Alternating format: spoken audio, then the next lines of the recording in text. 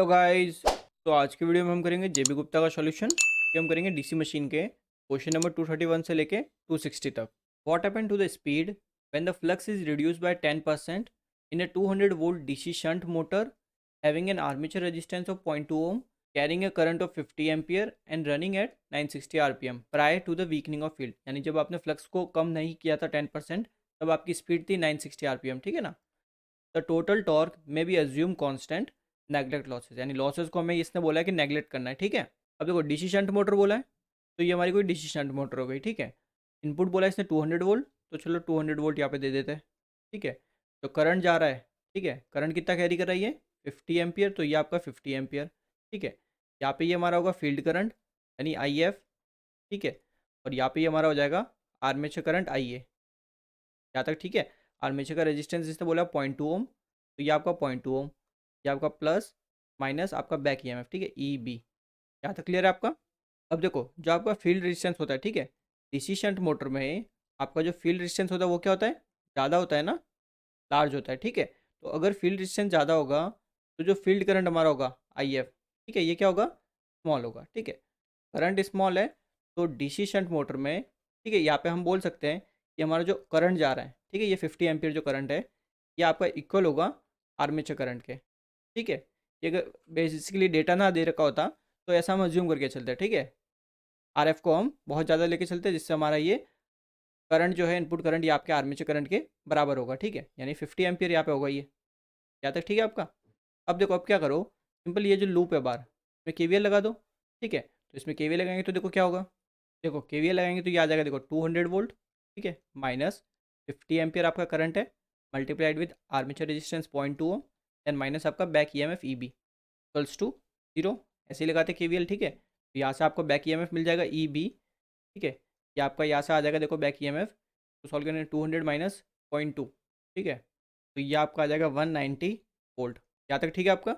अब देखो ये आपका कौन सा केस है, जब आपने फ्लक्स को वीक नहीं किया, ठीक है, फ्लक्स पहले जैसा ही है, तो यहाँ पे लिख लेते हैं फ्लक्स आपका है फाई वन है, ठीक है। और बैक ईएमएफ इस केस में लिख लेते हैं ई बी वन, ठीक है। और फ्लक्स हमारा फाई वन, तो फाई वन की देखो इसने वैल्यू वगैरह तो कुछ दे नहीं रखी, परसेंटेज बोला है, ठीक है। तो मैं मान लेता हूँ कि मेरा फ्लक्स है फाई, ठीक है, फाई वन, यानी फर्स्ट केस में मेरा फ्लक्स कितना है फाई। और फर्स्ट केस में इसने बोला जब आपने फ्लक्स को कम नहीं किया तब आपकी स्पीड भी इसने दे रखी है, ठीक है, 960 आरपीएम। यहाँ तक आपका ठीक है। तो ये सारा डेटा मेरे को फर्स्ट केस का दे रखा है। अब देखो इसने एक पॉइंट मेंशन किया है, द टोटल टॉर्क में बी अज्यूम कांस्टेंट, यानी टॉर्क को आप क्या कर सकते हो, कांस्टेंट अज्यूम करके चल सकते हो। तो टॉर्क अगर मैं मानता हूँ, देखो कांस्टेंट है मेरा, कांस्टेंट बोलने का मतलब कि जब आपने 10% फ्लक्स रिड्यूस नहीं किया, ठीक है, वो भी तब भी फ्लक्स आपका, तब भी जो टॉर्क है वो का वो टॉर्क आपका रिड्यूस करने के बाद भी है, ठीक है। तो देखो अगर मैं ऐसे लिखता हूँ कि मेरा T1 एक टॉर्क है बिफोर वीकनिंग, यानी जब आपने फ्लक्स को वीक नहीं किया, ठीक है, बिफोर वीकनिंग, एंड आपका एक लिख लेते हैं टॉर्क 2, ठीक है, ये आपका है आफ्टर वीकनिंग।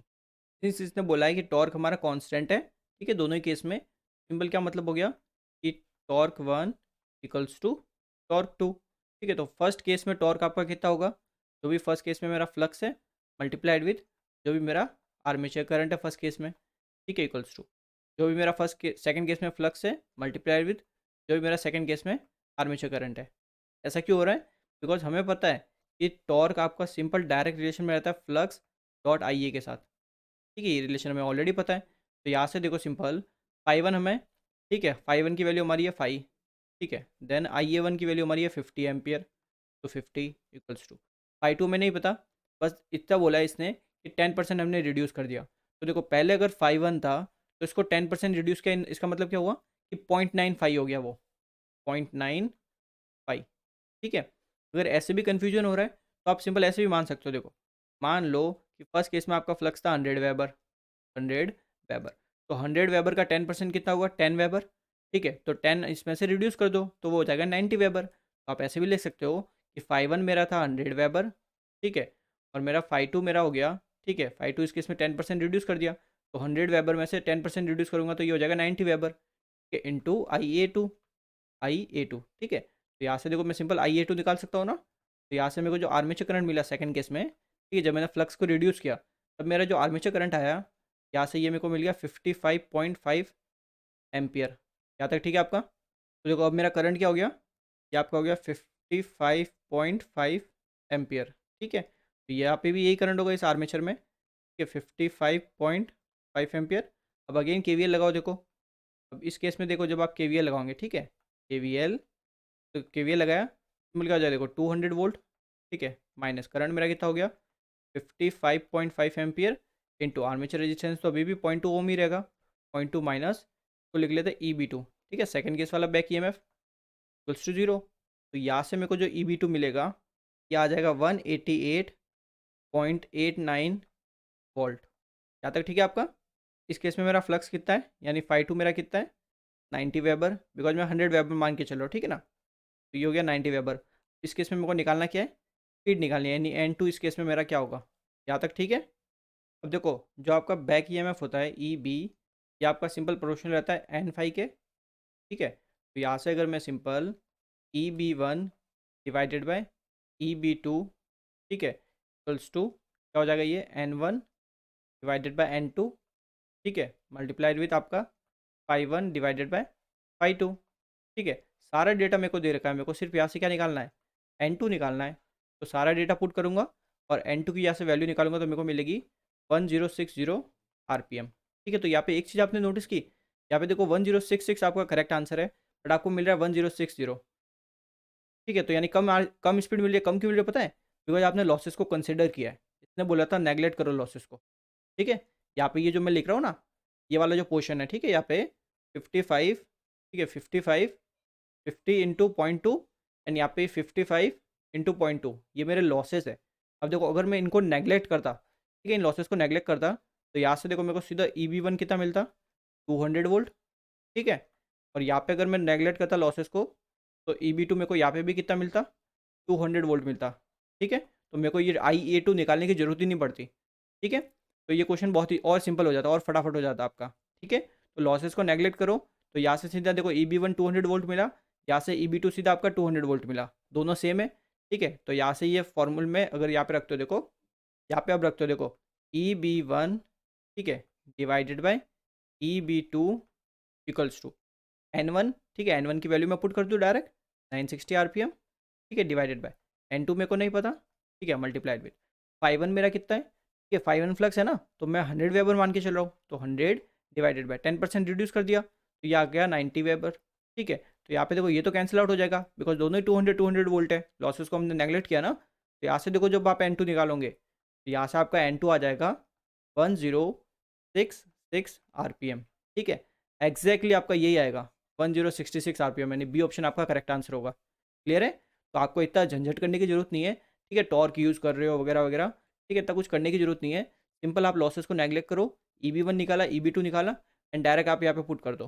ठीक है, बस फ्लक्स को आपको देखना पड़ेगा कि पहले हमारा 5 था तो बाद में हमारा कितना हो गया 0.95 हो गया, बिकॉज 10% हमने रिड्यूस कर दिया उसको। तो देखो दूसरा आपका तरीका सिंपल क्या है, हमें बस इतना देखो पता है कि जो स्पीड है का रिलेशन रहता है बैक ई एम एफ, ठीक है, डिवाइडेड बाय आपका फ्लक्स।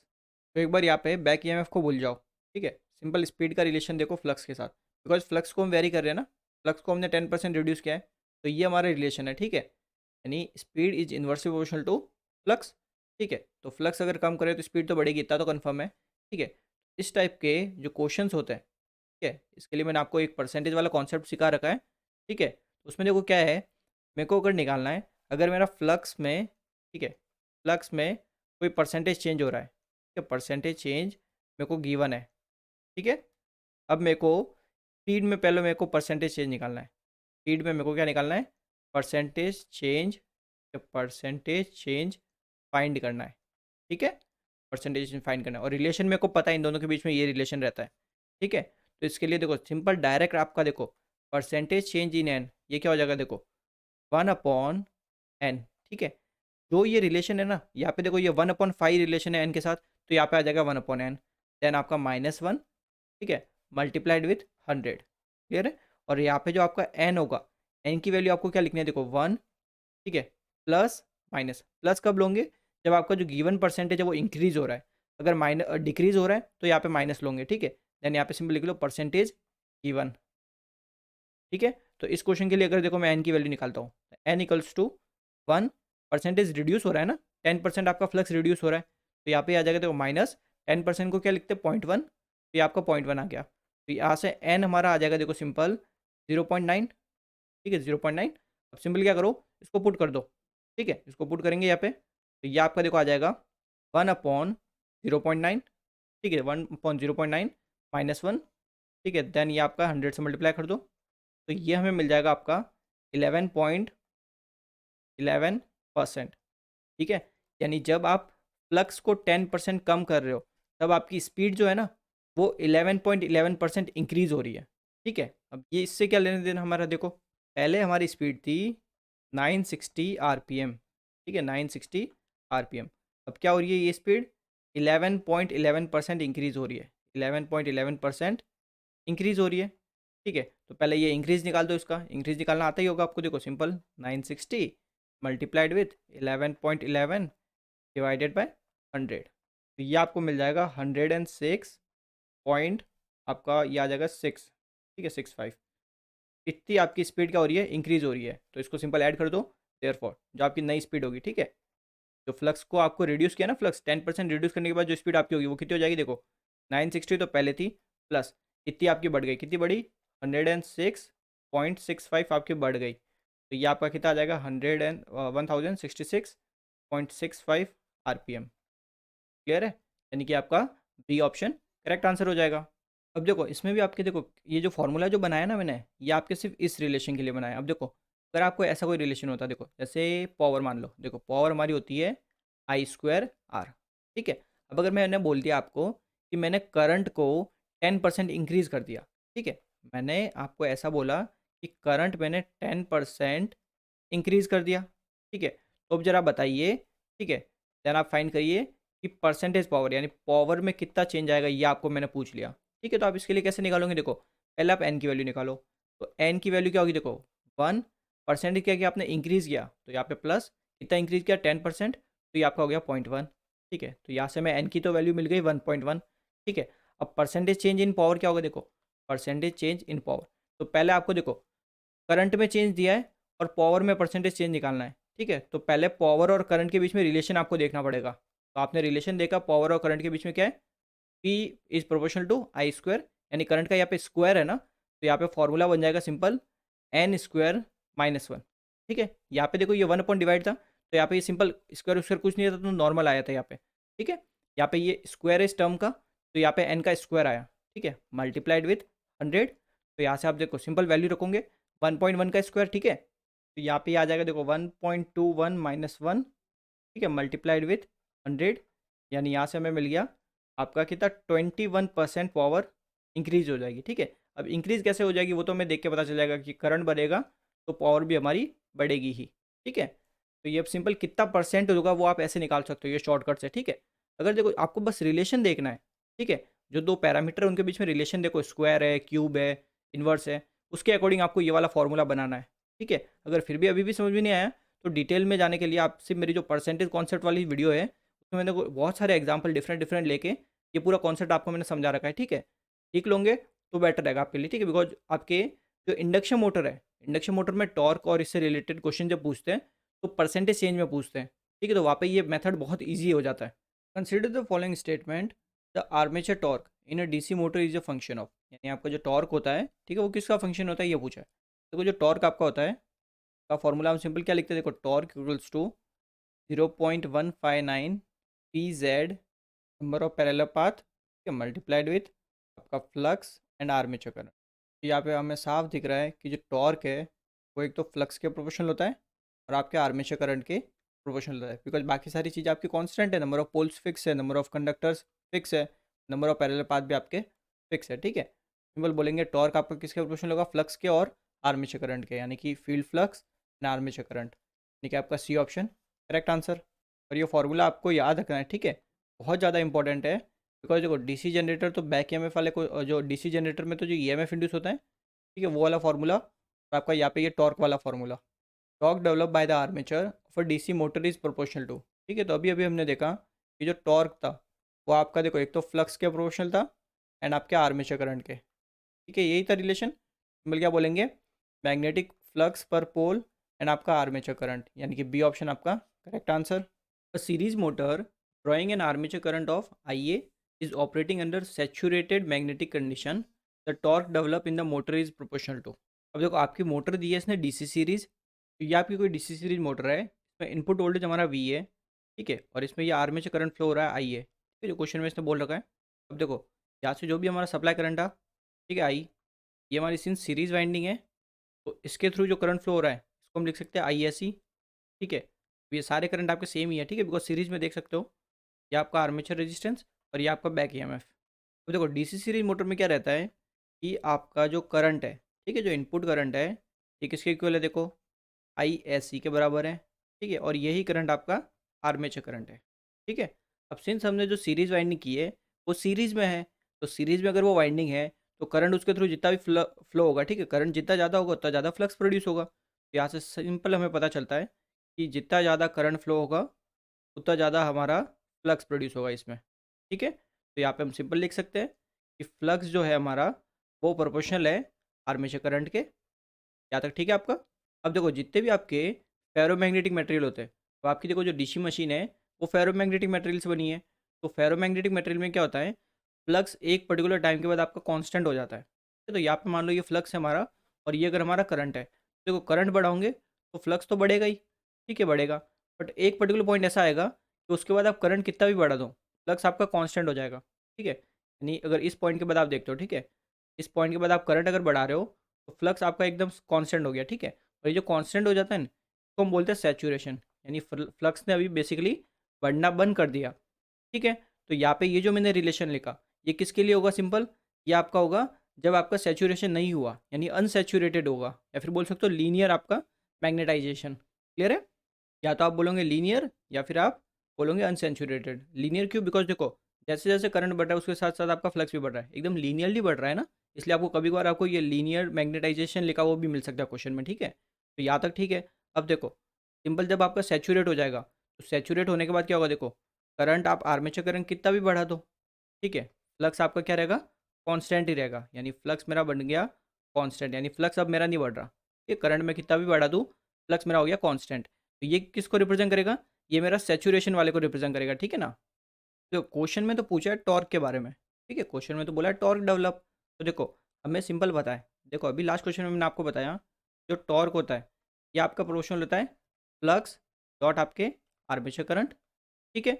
अब देखो क्वेश्चन में इसने बोला कि सैचुरेटेड, ठीक है, आपका जो सर्किट या फिर डीसी सीरीज मोटर वो अंडर सैचुरेटेड मैग्नेटिक कंडीशन है, तो अगर अंडर सैचुरेटेड है तो इसका मतलब क्या हुआ कि आपका फ्लक्स क्या है, कांस्टेंट है, बिकॉज देखो क्वेश्चन में सिंस इसने मेंशन किया कि सैचुरेटेड है तो आपका फ्लक्स हो गया कांस्टेंट। तो देखो अगर फ्लक्स कांस्टेंट हो गया तो अब जो टॉर्क है आपका, सिंपल ऊपर देखो अगर ऊपर ऊपर अगर फ्लक्स कांस्टेंट है तो बचा क्या, सिंपल एक आर्मेचर करंट ही तो बचा। तो सैचुरेटेड के टाइम यानी जब आपका सर्किट या फिर जो मोटर है वो सैचुरेशन में होती है डीसी सीरीज मोटर, तब आपका टॉर्क डायरेक्टली प्रोपोर्शनल होता है आर्मेचर करंट के, ठीक है। तो इस क्वेश्चन के लिए आंसर हो जाएगा डी ऑप्शन। अब देखो यहीं पे आपका पूछता है अनसैचुरेटेड के लिए, तो देखो अनसैचुरेटेड में क्या आता है कि अगर आप अनसैचुरेटेड के टाइम देखो अगर आप आर्मेचर करंट बढ़ाते हो तो फ्लक्स भी बढ़ता है, ठीक है, यानी कि ये दोनों आपके डायरेक्ट रिलेशन में रहते हैं, ठीक है। Unsaturated current flux is directly proportional to armature current, ठीक है। तो जो टॉर्क होगा, टॉर्क हमारा देखो फ्लक्स और आर्मेचर करंट होता है, यहाँ पे फ्लक्स किसके प्रोपोर्शनल है, अनसैचुरेटेड में आर्मेचर करंट के, तो ये आपका हो गया आर्मेचर करंट, ठीक है, और एक आर्मेचर करंट ऑलरेडी है, तो यहाँ से टॉर्क का रिलेशन क्या मिला, यह आपका प्रोपोर्शनल होता है आई ए स्क्वायर के, ठीक है। ये आपका होगा अनसैचुरेटेड के टाइम, क्वेश्चन में सिंस सैचुरेटेड का पूछा था तो सिंपल आपका आर्मेचर करंट होगा, और अगर अनसैचुरेटेड के बारे में पूछता तो आई ए स्क्वायर होता, ठीक है। तो इस क्वेश्चन के लिए तो आपका डी ऑप्शन करेक्ट आंसर हो गया, इसलिए क्वेश्चन को ध्यान से पढ़ना, ठीक है ना, सैचुरेटेड बोला या नहीं बोला उसने, क्लियर है चीज़ ये। और 1200 RPM the induce EMF of a DC machine is 200 volt. अब इंड्यूस ईएमएफ का मतलब क्या है, बैक ईएमएफ की बात कर रहा है, ठीक है। For an armature current of 15 ampere the electromagnetic torque produce हुई, यानी इलेक्ट्रोमैग्नेटिक टॉर्क जो है वो कितना प्रोड्यूस होगा ये पूछा है, ठीक है। अब देखो बैक ईएमएफ इसने दे दिया हमें एंड इसने हमें आर्मेचर करंट भी दे दिया, ठीक है, आई ए आर्मेचर करंट कितना दिया 15 एम्पियर, यहाँ तक ठीक है। और इसने स्पीड भी दे दी हमें, स्पीड इसने दी हमें 1200 आरपीएम। अब देखो जो आपका टॉर्क होता है, ठीक है, एक जनरल फार्मूला तो मैंने आपको बता रखा था पूरा, ठीक है। एक आपका देखो सिंपल टॉर्क आप पढ़ते हो तो क्या होता है, जो भी आपकी पावर डेवलप हुई है पावर डेवलप डिवाइडेड बाय आपकी जो भी एंगुलर स्पीड है ओमेगा, ठीक है। तो यहाँ से देखो मेरे को निकालना था टॉर्क, तो यहाँ से भी देखो मैं टॉर्क सिंपल निकाल सकता हूँ, torque equals to power develop मेरी कितनी हो जाएगी, देखो जो भी मेरा बैक ईएमएफ है मल्टीप्लाइड विथ जो भी मेरा आर्मेचर करंट है, ठीक है, डिवाइडेड बाय ओमेगा। ओमेगा क्या होता है, simple 2 pi n divided by 60। ठीक है, सारा डेटा मेरे को दे रखा है क्वेश्चन में, ठीक है ऑलरेडी। तो सिंपल अगर मैं अगर पुट करता हूँ तो ये आपका 200 volt multiplied with armature current 15 ampere, ठीक है, डिवाइडेड बाय आपका 2 पाई, ठीक है, एन की वैल्यू मेरे को 1200 आरपीएम दे दी। ठीक है, 60 आपका ये ऊपर चला जाएगा, तो ये 60 यहाँ पे चला गया। ठीक है, तो यहाँ से सिंपल आप टॉर्क निकालोगे, इलेक्ट्रोमैग्नेटिक टॉर्क, तो ये आपको मिल जाएगा 23.8 न्यूटन मीटर। ठीक है, देखो सिंपल क्या होता है, आपकी कोई भी मोटर है, ठीक है, ये मान लो कोई मोटर है आपकी, ठीक है, ये आपकी कोई ऐसी मोटर है। अब देखो इस मोटर का क्या होगा, कुछ ना कुछ बैक ईएमएफ होगा, के थ्रू कुछ ना कुछ आपका आर्मेचर करंट होगा। ठीक है, और इसका यहाँ पे ये शाफ्ट होगा। ठीक है, तो ये शाफ्ट आपका रोटेट होगा, तो इस शाफ्ट पे जो पावर मिलेगी, आउटपुट पावर, वो कितनी होगी, E B into I A. ठीक है, तो यहाँ पे इसलिए हमने लिखा ये डेवलप पावर, या तो मोटर आपकी कितनी पावर डेवलप कर रहा है, या फिर इसको आप ऐसे भी लिख सकते हो पी आउट, यानी आउटपुट पावर। ठीक है, तो आपको सिंपली ये जो फॉर्मूला है, ठीक है, ये दोनों फॉर्मूले आपके इंपॉर्टेंट है, ठीक है, एग्जाम के लिए। बिकॉज देखो नॉर्मल जो टॉर्क वाला फॉर्मूला वो तो आप याद रख लेते हो, बट ये आपको एकदम दिमाग में क्लिक नहीं होता। ठीक है, तो ये फॉर्मूला भी आप याद रखना। ठीक है, आपका simple A option correct answer. A DC motor develop an electromagnetic torque of 150 Newton per meter in a certain operation condition. From this operating condition, a 10% reduction in field flux, 50% increase in armature current is made. What will be the new electromagnetic torque? तो देखो question क्या बोल रहा है, simply आपका जो flux था, ठीक है, फील्ड फ्लक्स बोला ना इसने, देखो फ्लक्स इसने क्या किया, 10% कम कर दिया, यानी 10% इसने रिड्यूस कर दिया। ठीक है, और जो हमारा आर्मेचर करंट है, इसने बोला बोला कि आर्मेचर करंट को हमने 50% इंक्रीज कर दिया, 50% इंक्रीज कर दिया। यहाँ तक ठीक है आपका। तो मान लो आपका फ्लक्स है 100 वेबर। ठीक है, अब देखो कोई भी अगर कुछ डेटा ना दे रखा हो, सिंपल परसेंटेज में कुछ वैल्यू दी है, तो आप हमेशा 100 लेके चलो। ठीक है, वो जो परसेंटेज है ना, तो वो थोड़ा सॉल्व करना थोड़ा ईजी रहेगा। ठीक है, अगर 1 लोगे तो फिर वो पॉइंट में सारी कैलकुलेशन होगी, तो थोड़े कॉम्प्लिकेट होगा। ठीक है, तो देखो मान लो 100 वेबर आपका पहले फ्लक्स था स्टार्टिंग में। ठीक है, तो बाद में हमने फ्लक्स को क्या किया, 10% रिड्यूस किया, तो 100 वेबर में से इसका 10% कितना होगा, 10। ठीक है, तो 10% अगर आप फ्लक्स को रिड्यूस करोगे, ठीक है, तो सिंपल 100 से हो जाएगा 90 वेबर। ठीक है, बिकॉज देखो यहाँ पे ये 100 वेबर है, 100 वेबर का 10% कितना होगा, 10 वेबर। तो 10 वेबर इसमें से कम कर दो, सिंपल इंक्रीज बोला हो तो 10 वेबर इसमें जोड़ देते हैं। ठीक है, ऐसे ही मान लो, देखो आर्मेचर करंट है हमारा 100 एम्पियर। ठीक है, आर्मेचर करंट है 100 एम्पियर। अब इसने बोला इसको 50% बढ़ा दो, 50% इंक्रीज कर दो, तो 50% इंक्रीज करने का मतलब क्या हुआ, 50 एम्पियर बढ़ा दो। ठीक है, यानी कि 150 एम्पियर हो गया। अब ये 150 एम्पियर, यहाँ तक ठीक है आपका। तो अब जरा समझो, देखो ये हमारा है जो फ्लक्स 100 वेबर। ठीक है, ये हमारा है 5 1। ठीक है, ये हमारा 90 वेबर जो है ये हमारा है 5 2। ये हमारा है 100 एम्पियर आर्मेचर करंट में। ठीक है, यानी कि IA1 लिख लेते हैं। ठीक है, यानी फर्स्ट केस में, ये हमारा है सेकंड केस में, तो आर्मेचर करंट IA2।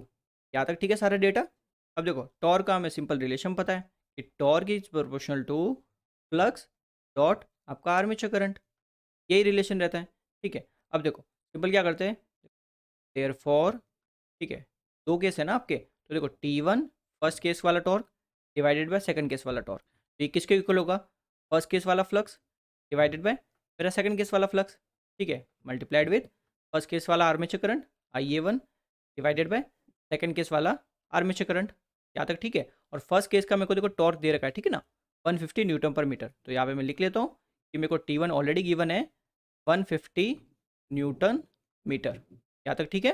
तो देखो यहाँ से मेरे को निकालना है T2, तो T2 इक्वल्स टू, ठीक है, सारी वैल्यूज वगैरह मैं पुट कर रहा हूँ। देखो यहाँ से ये सिंपल हो जाएगा T1 इंटू 5 2 इंटू IA2। ठीक है, डिवाइडेड बाय आपका, देखो ये आपका आ जाएगा 5 1 multiplied with IA1।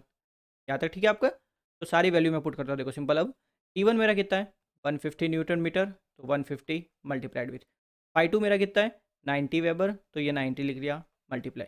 Armature current second वाले केस में 150 एम्पियर, तो 150 एम्पियर। ठीक है, डिवाइडेड बाय, अब देखो सिंपल 5 1 मेरा है 100 वेबर, तो ये हो गया 100 multiplied with armature current first case में कितना है 100 एम्पियर, तो ये मेरा हो गया 100 एम्पियर। यहाँ तक ठीक है। सिंपली इसको सॉल्व करो। अब देखो ये दो जीरो और ये जीरो और ये जीरो कैंसिल कर देते हैं। ठीक है, इस जीरो से इस जीरो को कैंसिल कर देते हैं। यहाँ तक क्लियर है आपका। तो हमारा ऊपर हमें मिल गया, देखो 15 × 15। ठीक है, 15 × 15 × 9 डिवाइडेड बाय 10 आपका। तो जो मैं टॉर्क मिला देखो सेकंड केस के लिए, सिंपल इसको सॉल्व करेंगे, ठीक है। तो ये आपका आ जाएगा 202, ठीक है, 202.5 के 0.5 न्यूटन मीटर। तो ये आपका हो जाएगा सिंपल आंसर। बिकॉज देखो अगर यहाँ पे आप पॉइंट में लेते हैं, ठीक है, मोस्टली स्टूडेंट कैसे करते हैं, देखो सिंपल इसको ले लेते हैं 5, तो 10% रिड्यूस किया तो वो हो गया 0.95, ठीक है, देन 5 से 5 उसको कैंसिल कर देते हैं, उससे भी करो कोई प्रॉब्लम नहीं है, ठीक है। बट ऐसे मैं इसलिए करवा रहा हूँ ताकि आपके सामने कैलकुलेशन थोड़ी ईजी रहे और अच्छे से समझ में आए, ठीक है। वरना कभी कभार स्टूडेंट्स को कन्फ्यूज रहता है कि 5 ले रहा हूँ 0.95 कैसे हो गया वगैरह वगैरह, ठीक है। यहाँ पे सिंपल ऐसे भी समझ सकते हो, तो ये आपका थोड़ा ईजी अप्रोच हो गई, ठीक है ना। आपका आंसर क्या हो जाएगा, आपका बी ऑप्शन करेक्ट आंसर। तो देखो अगला question, what is the increase in torque express as percentage of initial torque, यानी देखो परसेंटेज में बताना है, ठीक है। If the current drawn by a DC series motor is increase from 10 ampere to 12 ampere, neglect saturation. देखो इसने mention भी कर दिया कि सैचुरेशन को हमें नेग्लेक्ट करना है, ठीक है ना। अब देखो जब हम सैचुरेशन को नेग्लेक्ट करते हैं तो हमें पता है कि डीसी सीरीज मोटर में टॉर्क सीधा प्रोपोर्शनल होता है आर्मेचर करंट के स्क्वायर के, ठीक है। कैसे आता है अगर आपको नहीं पता तो आप सिंपल क्वेश्चन नंबर 234 देख सकते हो, ठीक है, ऑलरेडी डिटेल में समझा दिया मैंने उसमें। देखो 10 एम्पियर जब हमारा करंट था, 10 एम्पियर करंट, ठीक है, 10 एम्पियर यहाँ पे मेरा रिप्रेजेंट करता है 100% को, ठीक है। 10% का मतलब 10 एम्पियर का मतलब हो गया कि 100% मेरा आर्मेचर करंट फ्लो हो रहा है, ठीक है। अब जरा समझना, देखो यहाँ से अगर मैं सिंपल अगर 1 एम्पियर के निकालता हूँ, 1 एम्पियर कितने को रिप्रेजेंट करता है आपका ये 100/10, यानी 10% को ये रिप्रेजेंट करता है, ठीक है। तो देयर फॉर यहाँ से आप क्या समझे कि 12 एम्पियर अगर कर रहे हो आप, ठीक है, 12 एम्पियर, तो कितने परसेंटेज हो गया ये हो गया आपका 120%। बिकॉज 1 एम्पियर आपका 10% को रिप्रेजेंट करता है, 12 एम्पियर 12 × 10 120, ठीक है। तो यहाँ से आप अगर साफ देखते हो, ठीक है, एक तो ये देखो 10 एम्पियर, ठीक है, 10 एम्पियर मतलब 100 माना था हमने, तो 12 एम्पियर का हमें मिला 120, ठीक है। तो यहाँ से आपको साफ दिख रहा होगा कि करंट हमारा कितना इंक्रीज हुआ है, ठीक है, 20% इंक्रीज हुआ है, ठीक है। ये मैं आपको डायरेक्ट भी लिखवा सकता था कि 10 से 12 गए यानी कि आपके 20 एम्पियर 20% बढ़ गया, बट मैं आपको देखो ऐसे फिजिकली करके बता रहा हूँ, ठीक है, ताकि आपको समझ में आए कि 20% कैसे इंक्रीज हुआ है यहाँ तक, ठीक है। अब 20% हमारा इंक्रीज हो गया। अब देखो क्वेश्चन देखो कितने ईजी हो जाएगा। अब देखो कोई अगर एक्सप्रेशन है आपके पास, ठीक है, ये जो रिलेशन है ना इस टाइप का अगर कोई भी रिलेशन हो, जैसे यहाँ पे क्या T is directly proportional to I A square, ठीक है। तो अगर आई ए में आपको परसेंटेज चेंज पता है, ठीक है, तो यहाँ पे मैं लिख लेता हूँ परसेंटेज चेंज, ठीक है, परसेंटेज चेंज किसमें आई ए में, परसेंटेज चेंज इन आई ए गिवन, ये आपको क्या है दे रखा है, ठीक है। दे तो क्या रखा हमने निकाल दिया 20% है, ठीक है। और आपको पूछा है कि परसेंटेज चेंज निकालिए टॉर्क में, ठीक है, ये आपको क्या करना है फाइंड आउट करना है ना, ठीक है। तो ये कैसे फाइंड आउट करते हैं, देखो इस टाइप के क्वेश्चन सिंपल पहले क्या करोगे, इन दोनों में रिलेशन पता करो, टॉर्क और ये जो आर्मेचर करंट इनके बीच में रिलेशन पता करो। तो हमने रिलेशन पता कर दिया कि torque is proportional to I ए का स्क्वायर, ठीक है, बिकॉज नेग्लेक्ट सैचुरेशन, सैचुरेशन को हमने नेग्लेक्ट किया, ठीक है। तो इसके लिए जो परसेंटेज चेंज आएगा आपका परसेंटेज चेंज इन टॉर्क, ठीक है, ये आपका सिंपल हो जाएगा, देखो एन स्क्वायर माइनस 1 × 100, ठीक है। अब एन स्क्वायर क्यों आया, बिकॉज ये स्क्वायर के प्रोपोर्शनल है। यहाँ पे सिंपल अगर करंट के प्रोपोर्शनल होता तो यहाँ पे सिंपल एन आता, ठीक है। यहाँ पे ये अगर डिवाइड में होता तो यहाँ पे ये डिवाइड में आता, ठीक है। और यहाँ पे जो एन की वैल्यू, ठीक है, एन की वैल्यू यहाँ पे होगी आपकी 1, ठीक है, प्लस माइनस, प्लस तब यूज़ करोगे जब आपका जो गिवन परसेंटेज है वो इंक्रीज़ हो रहा है, अगर डिक्रीज़ हो रहा है तो माइनस यूज़ करोगे, यहाँ तक ठीक है आपका। यहाँ पे लिखेंगे देन परसेंटेज गिवन, जो भी परसेंटेज हमें दे रखा है, ठीक है। तो देखो पहले एन की वैल्यू निकालते हैं, तो एन की वैल्यू क्या हो जाएगी, देखो 1 इंक्रीज हो रहा है ना परसेंटेज, ठीक है, 20% इंक्रीज हो रहा है तो प्लस का साइन आएगा, 20% इंक्रीज हो रहा है यानी कि 0.2, ठीक है। एन की वैल्यू तो यहाँ पे हमें सिंपल मिल गई 1.2, ठीक है। सिंपल पुट करते हैं तो देखो परसेंटेज चेंज इन आपका टॉर्क, टॉर्क में परसेंटेज चेंज कितना हो जाएगा 1.2 का स्क्वायर, ठीक है, 1.2 का स्क्वायर माइनस 1 × 100, ठीक है। सिंपल इसको सॉल्व करो, आपको कितना मिल जाएगा ये आपका आएगा 44%, ठीक है, ये आपका हो जाएगा आंसर। यानी कि अगर आप आर्मेचर करंट में 20% इंक्रीज करते हो तो आपका टॉर्क जो है वो 44% इंक्रीज हो जाएगा, ठीक है। आप सिंपल ऐसे नहीं कर सकते कि आर्मेचर करंट में 20% इंक्रीज हो रहा है तो यहाँ पे आई ए स्क्वायर होता है तो 20 का सीधा स्क्वायर कर देता हूँ, ऐसे नहीं चलता, ठीक है ना। तो डी ऑप्शन आपका करेक्ट आंसर हो जाएगा, ठीक है। और अगर इसमें आपको अगर डाउट है तो देखो मेरी जो परसेंटेज कॉन्सेप्ट वाली वीडियो है वो देखो, उसमें मैंने एकदम बेसिक से आपको समझा रखा है कि कैसे ये फॉर्मूले बनते हैं, डिफरेंट डिफरेंट आपके ऐसे ये जरूरी थोड़ी ऐसा ही रिलेशन मिले हर बार स्क्वायर वाला, रिलेशन अलग भी तो हो सकता है, तो अलग रिलेशन हो तो उसके लिए फॉर्मूला कैसा लिखना, ठीक है, ये सब चीज़ें मैं आपको बता चुका हूँ। जैसे देखो, अगर मैं एक और आपको फॉर्मूला लिखवाई देता हूँ, देखो एन का तो सेम ही रहेगा, ठीक है, एन का सेम ही रहेगा हर बार। तो देखो अगर आपके पास कोई ऐसा रिलेशन हो, जैसे जैसे देखो रजिस्टेंस को मान लो, ठीक है, resistance equals to rho L by A, ठीक है, ये आपका रिलेशन हो, तो यहाँ पे क्या रहता है, rho L by pi R square, ठीक है।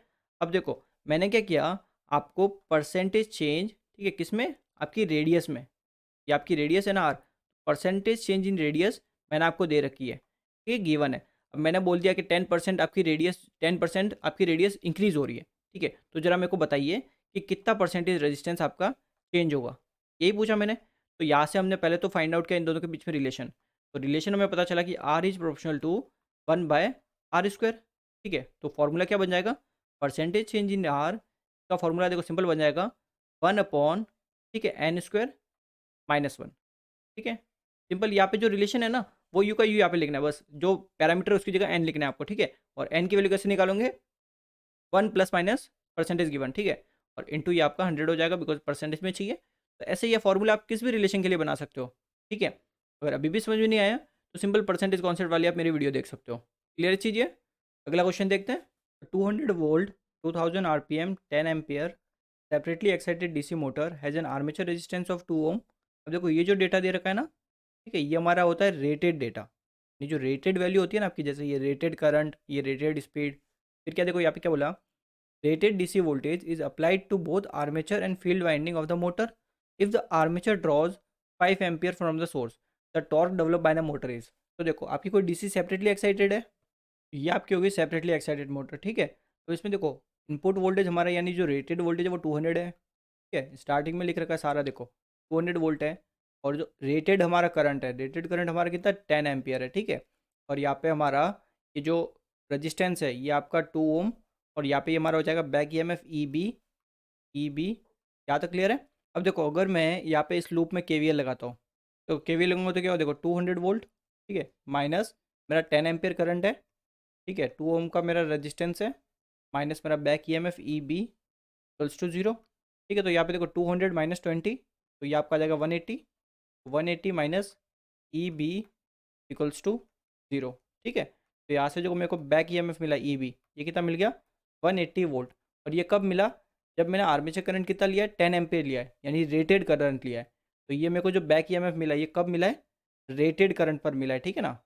अब देखो क्वेश्चन ने क्या बोला है, if the armature current draws 5 ampere from the source, यानी अगर आर्मेचर करंट अब आपके 5 एम्पियर ले रहा है, ठीक है, तो टॉर्क कितना होगा ये पूछा है। तो जरा देखो, अगर मैं सिंपल टॉर्क निकालता हूँ, टॉर्क, ठीक है, टॉर्क आपका होता है प्रोपोर्शनल, ठीक है, flux pi into armature current, ठीक है, अभी तक करते हुए आ रहे हैं ऐसे ही, क्लियर है। अब सिंस आपकी सेपरेटली एक्साइटेड मोटर है, ठीक है, अब सेपरेटली एक्साइटेड में क्या होता है, देखो आपका जो फ्लक्स होता है ना, ये आपका कांस्टेंट कंसीडर करके चलते हैं हम, कांस्टेंट, ठीक है, बिकॉज आप खुद ही देख सकते हो, देखो इस फील्ड का रेजिस्टेंस जो भी होगा वो फिक्स होगा, ठीक है, वो तो चेंज होना नहीं। यहाँ पे वोल्टेज हम फिक्स दे रहे हैं, ठीक है, जितना रेटेड वोल्टेज उतना ही दे रहे हैं, इसको थोड़ी चेंज कर रहे हैं। तो ये वोल्टेज भी फिक्स है, रेजिस्टेंस फिक्स है, तो यहाँ से करंट भी हमारा एक फिक्स ही फ्लो होगा, ये करंट चेंज होने वाला नहीं है, तो फ्लक्स भी चेंज नहीं होगा, तो फ्लक्स हमारा कांस्टेंट रहेगा। तो फ्लक्स अगर कांस्टेंट है तो इस केस में हमें इतना पता चल गया कि हमारा टॉर्क जो होगा वो आर्मेचर करंट के डायरेक्टली प्रोपोर्शनल होगा। तो यहाँ पे देखो सिंपल एट रेटेड करंट, ठीक है, एट रेटेड करंट, यानी कि आई ए इक्वल्स टू 10 एम्पियर, ठीक है, रेटेड करंट आपका यही तो है 10 एम्पियर। तो यहाँ से हमें इतना पता चल गया कि टॉर्क सीधा हो जाएगा 10 एम्पियर के प्रोपोर्शनल, ठीक है, ये हमारा हो गया एक, मान लो रेटेड टॉर्क हो गया, तो इसको मैं लिख लेता हूँ टी आर, ठीक है, रेटेड टॉर्क है ना मेरा यहाँ, बिकॉज मैंने रेटेड करंट पे लिखा है तो रेटेड टॉर्क होगा मेरा। अब देखो मेरे को निकालना है टॉर्क 5 एम्पियर पे, 5 एम्पियर करंट, तो यहाँ ऐड लिख लेते तो add armature current I A equals to 5 ampere, यहाँ तक ठीक है आपका। अब देखो तो इस केस में जो मेरा टॉर्क होगा, तो ये आपका टॉर्क में लिख लेते हो सिंपल टी, ठीक है, तो T is proportional to 5 ampere. ये दोनों चीज़ आपकी क्लियर है। तो एक बार मैंने टॉर्क लिखा आपके सिंपल 5 एम्पियर और एक बार लिखा 10 एम्पियर, यहाँ तक कोई डाउट नहीं होना चाहिए आपको, ठीक है ना। तो ज़रा समझो, अगर मैं इन दोनों का रेशियो निकालता हूँ, ठीक है, रेशियो अगर मैं इन दोनों का निकालता हूँ, यानी कि T R rated torque divided by मेरा नॉर्मल टॉर्क, ठीक है, जो 5 एम्पियर वाला टॉर्क है, इक्वल्स टू क्या हो जाएगा, सिंपल 10/5, ठीक है। तो यहाँ से अगर मेरे को टॉर्क निकालना है 5 एम्पियर वाला, तो ये कितना हो जाएगा, देखो 5 इंटू मेरा रेटेड टॉर्क डिवाइडेड बाय 10, यहाँ तक आपका ठीक है। अब देखो अगर मेरे को रेटेड टॉर्क मिल जाए तो मेरा सारा काम हो जाएगा, ठीक है। देखो रेटेड टॉर्क कैसे निकाल सकते हो, देखो सिंपल, देखो सिंपल जो आपका टॉर्क होता है, ठीक है, टॉर्क क्या होता है, जो भी आपका पावर, आउटपुट पावर या फिर बोल दो पावर जो डेवलप हुई है डिवाइडेड बाय हमारा ओमेगा, ठीक है। तो पावर कितनी डेवलप होगी आपकी मोटर में, जो भी बैक ईएमएफ है मल्टीप्लाइड विथ जो भी आपका रेटेड करंट है डिवाइडेड बाय ओमेगा। तो यहाँ से देखो मैं रेटेड टॉर्क निकाल दो, टी आर यानी रेटेड टॉर्क, बैक ईएमएफ देखो मैंने निकाल दिया जब मैंने रेटेड करंट लिया, कितना आया मेरा 180 वोल्ट, तो ये आपका हो गया 180 volt multiplied with rated current मेरा कितना है 10 एम्पियर है, तो 10 एम्पियर मैंने रेटेड करंट रख दिया डिवाइडेड बाय ओमेगा क्या होता है सिंपल 2 पाई n/60, ठीक है। तो 2 पाई इंटू एन, स्पीड आपकी देखो रेटेड स्पीड लेंगे बिकॉज रेटेड टॉर्क चाहिए, तो रेटेड स्पीड कितनी है 2000 आरपीएम, तो यहाँ पर रख दो 2000 आरपीएम, ठीक है। डिवाइडेड बाय 60 आएगा, वो 60 ऊपर चला जाएगा, तो ये आपका 60 आ गया, ठीक है। तो सिंपल सॉल्व कर लो और हमारा रेटेड टॉर्क निकल जाएगा यहाँ से। तो रेटेड टॉर्क हमारा कितना आया 8.59 न्यूटन मीटर। यहाँ तक क्लियर है आपका। अब सिंपल क्या करो, यहाँ पे सिंपल पुट कर दो बिकॉज हमें तो ये टॉर्क निकालना है, तो यहाँ से ये टॉर्क आ जाएगा देखो 5, ठीक है। सिंपल इसको लिख लेता हूँ, ये 5 10 से 1/2 हो जाएगा, ठीक है। तो यहाँ पे ये आ जाएगा 8.59 डिवाइडेड बाय 2, ठीक है। तो यहाँ से हमें सिंपल ये मिल जाएगा देखो 4 पॉइंट, ये 4 बार चला जाएगा 4.2, देन आपका ये आ जाएगा 9 4.29, ठीक है, न्यूटन मीटर। यहाँ तक क्लियर है आपका। तो ये हमारा निकल गया टॉर्क 5 एम्पियर पे, ठीक है। तो पहले उसके लिए हमें रेटेड टॉर्क निकालना था और रेटेड टॉर्क के लिए ही इसने ये हमें सारी स्टार्टिंग में सारी चीज़ें दे रखी है, देख सकते हो 10 एम्पियर 2000 आरपीएम आपका 200 वोल्ट, ये सारी आपकी रेटेड वैल्यू है, ठीक है। तो इन रेटेड वैल्यू की मदद से हमने सिंपल पहले रेटेड टॉर्क निकाल दिया, ठीक है, जिससे हमें फिर 5 एम्पियर पर निकालना ईजी हो गया, ठीक है, बिकॉज हमें टॉर्क वाला रिलेशन ऑलरेडी पता था, ठीक है। ये रिलेशन है, सिंस सेपरेटली में फ्लक्स कॉन्स्टेंट रहता है तो ये हो गया ना, फ्लक्स यहाँ पे कॉन्स्टेंट है ना, तो फ्लक्स को हम लेके ही नहीं चल रहे। क्लियर है चीज़, तो आपका सिंपल ए ऑप्शन करेक्ट आंसर हो जाएगा बिकॉज 4.29 इसको लिख सकते हो ना approximate 4.3।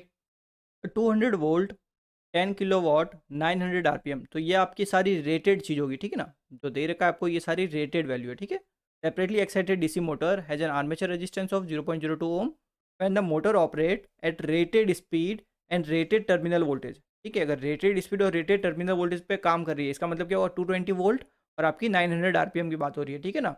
The electromagnetic torque develop by the motor is 70 newton meter, यानी ये टॉर्क जो डेवलप हो रहा है कब हो रहा है, जब रेटेड स्पीड और रेटेड टर्मिनल वोल्टेज पर हो रहा है, यानी ये रेटेड टॉर्क होगा हमारा, ठीक है ना।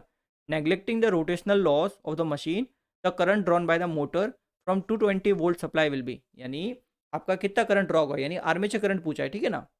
ये आपका रेटेड वोल्टेज यानी कि 220 वोल्ट, ठीक है, और हमारा रेटेड करंट हमें निकालना है, तो यहाँ से हमारा जो भी रेटेड करंट होगा वही हमें फाइंड आउट करना है, ठीक है। आर्मेचर करंट आइए, यहाँ तक क्लियर है। अगर आर्मेचर रेजिस्टेंस की वैल्यू भी लिखता हूँ तो 0.02, बैक ईएमएफ लिखता हूँ तो ई बी, क्लियर है। ये सारा मैंने सिंपल डेटा मेंशन कर दिया। अब देखो जो टॉर्क होता है, ठीक है, टॉर्क, अब मैंने देखो नॉर्मल एक फार्मूला जो होता है वो 0.159 TZ/A/5A, ठीक है, ये सबको याद रहता है, बट ये वाला आपको ज़्यादा याद रखना चाहिए। देखो torque equals to P develop divided by omega, ठीक है, ये ज़्यादा आपके लिए इंपॉर्टेंट है। अब देखो जो डेटा में दे रखा है, ठीक है, सिंपल मैं मेंशन करता हूँ। देखो टॉर्क मेरे को कितना दिया है 70, ठीक है, 70 न्यूटन पर मीटर दिया है ना, तो 70 न्यूटन पर मीटर, ठीक है, इक्वल्स टू बैक ईएमएफ यहाँ से अगर मैं निकालता हूँ, देखो सिंपल केवीएल लगा सकते हो, केवीएल लगाओगे तो देखो 200 माइनस आपका armature current I A multiplied with 0.02, ठीक है, minus E B equals to 0, यही मिलेगा आपको। तो यहाँ से आपका जब बैक ईएमएफ आएगा ई बी, ठीक है, यहाँ से सिंपल हमारा आ जाएगा देखो 200 माइनस 0.02 इंटू आई ए, यहाँ तक क्लियर है आपका। अब ये बैक ईएमएफ सिंपल यहाँ पे पुट कर देता हूँ, ठीक है, तो यहाँ पे पुट कर रहा हूँ, देखो 200 minus 0.02 into armature current I A, ठीक है, ये आपका ब्रैकेट में लिख लेते हैं।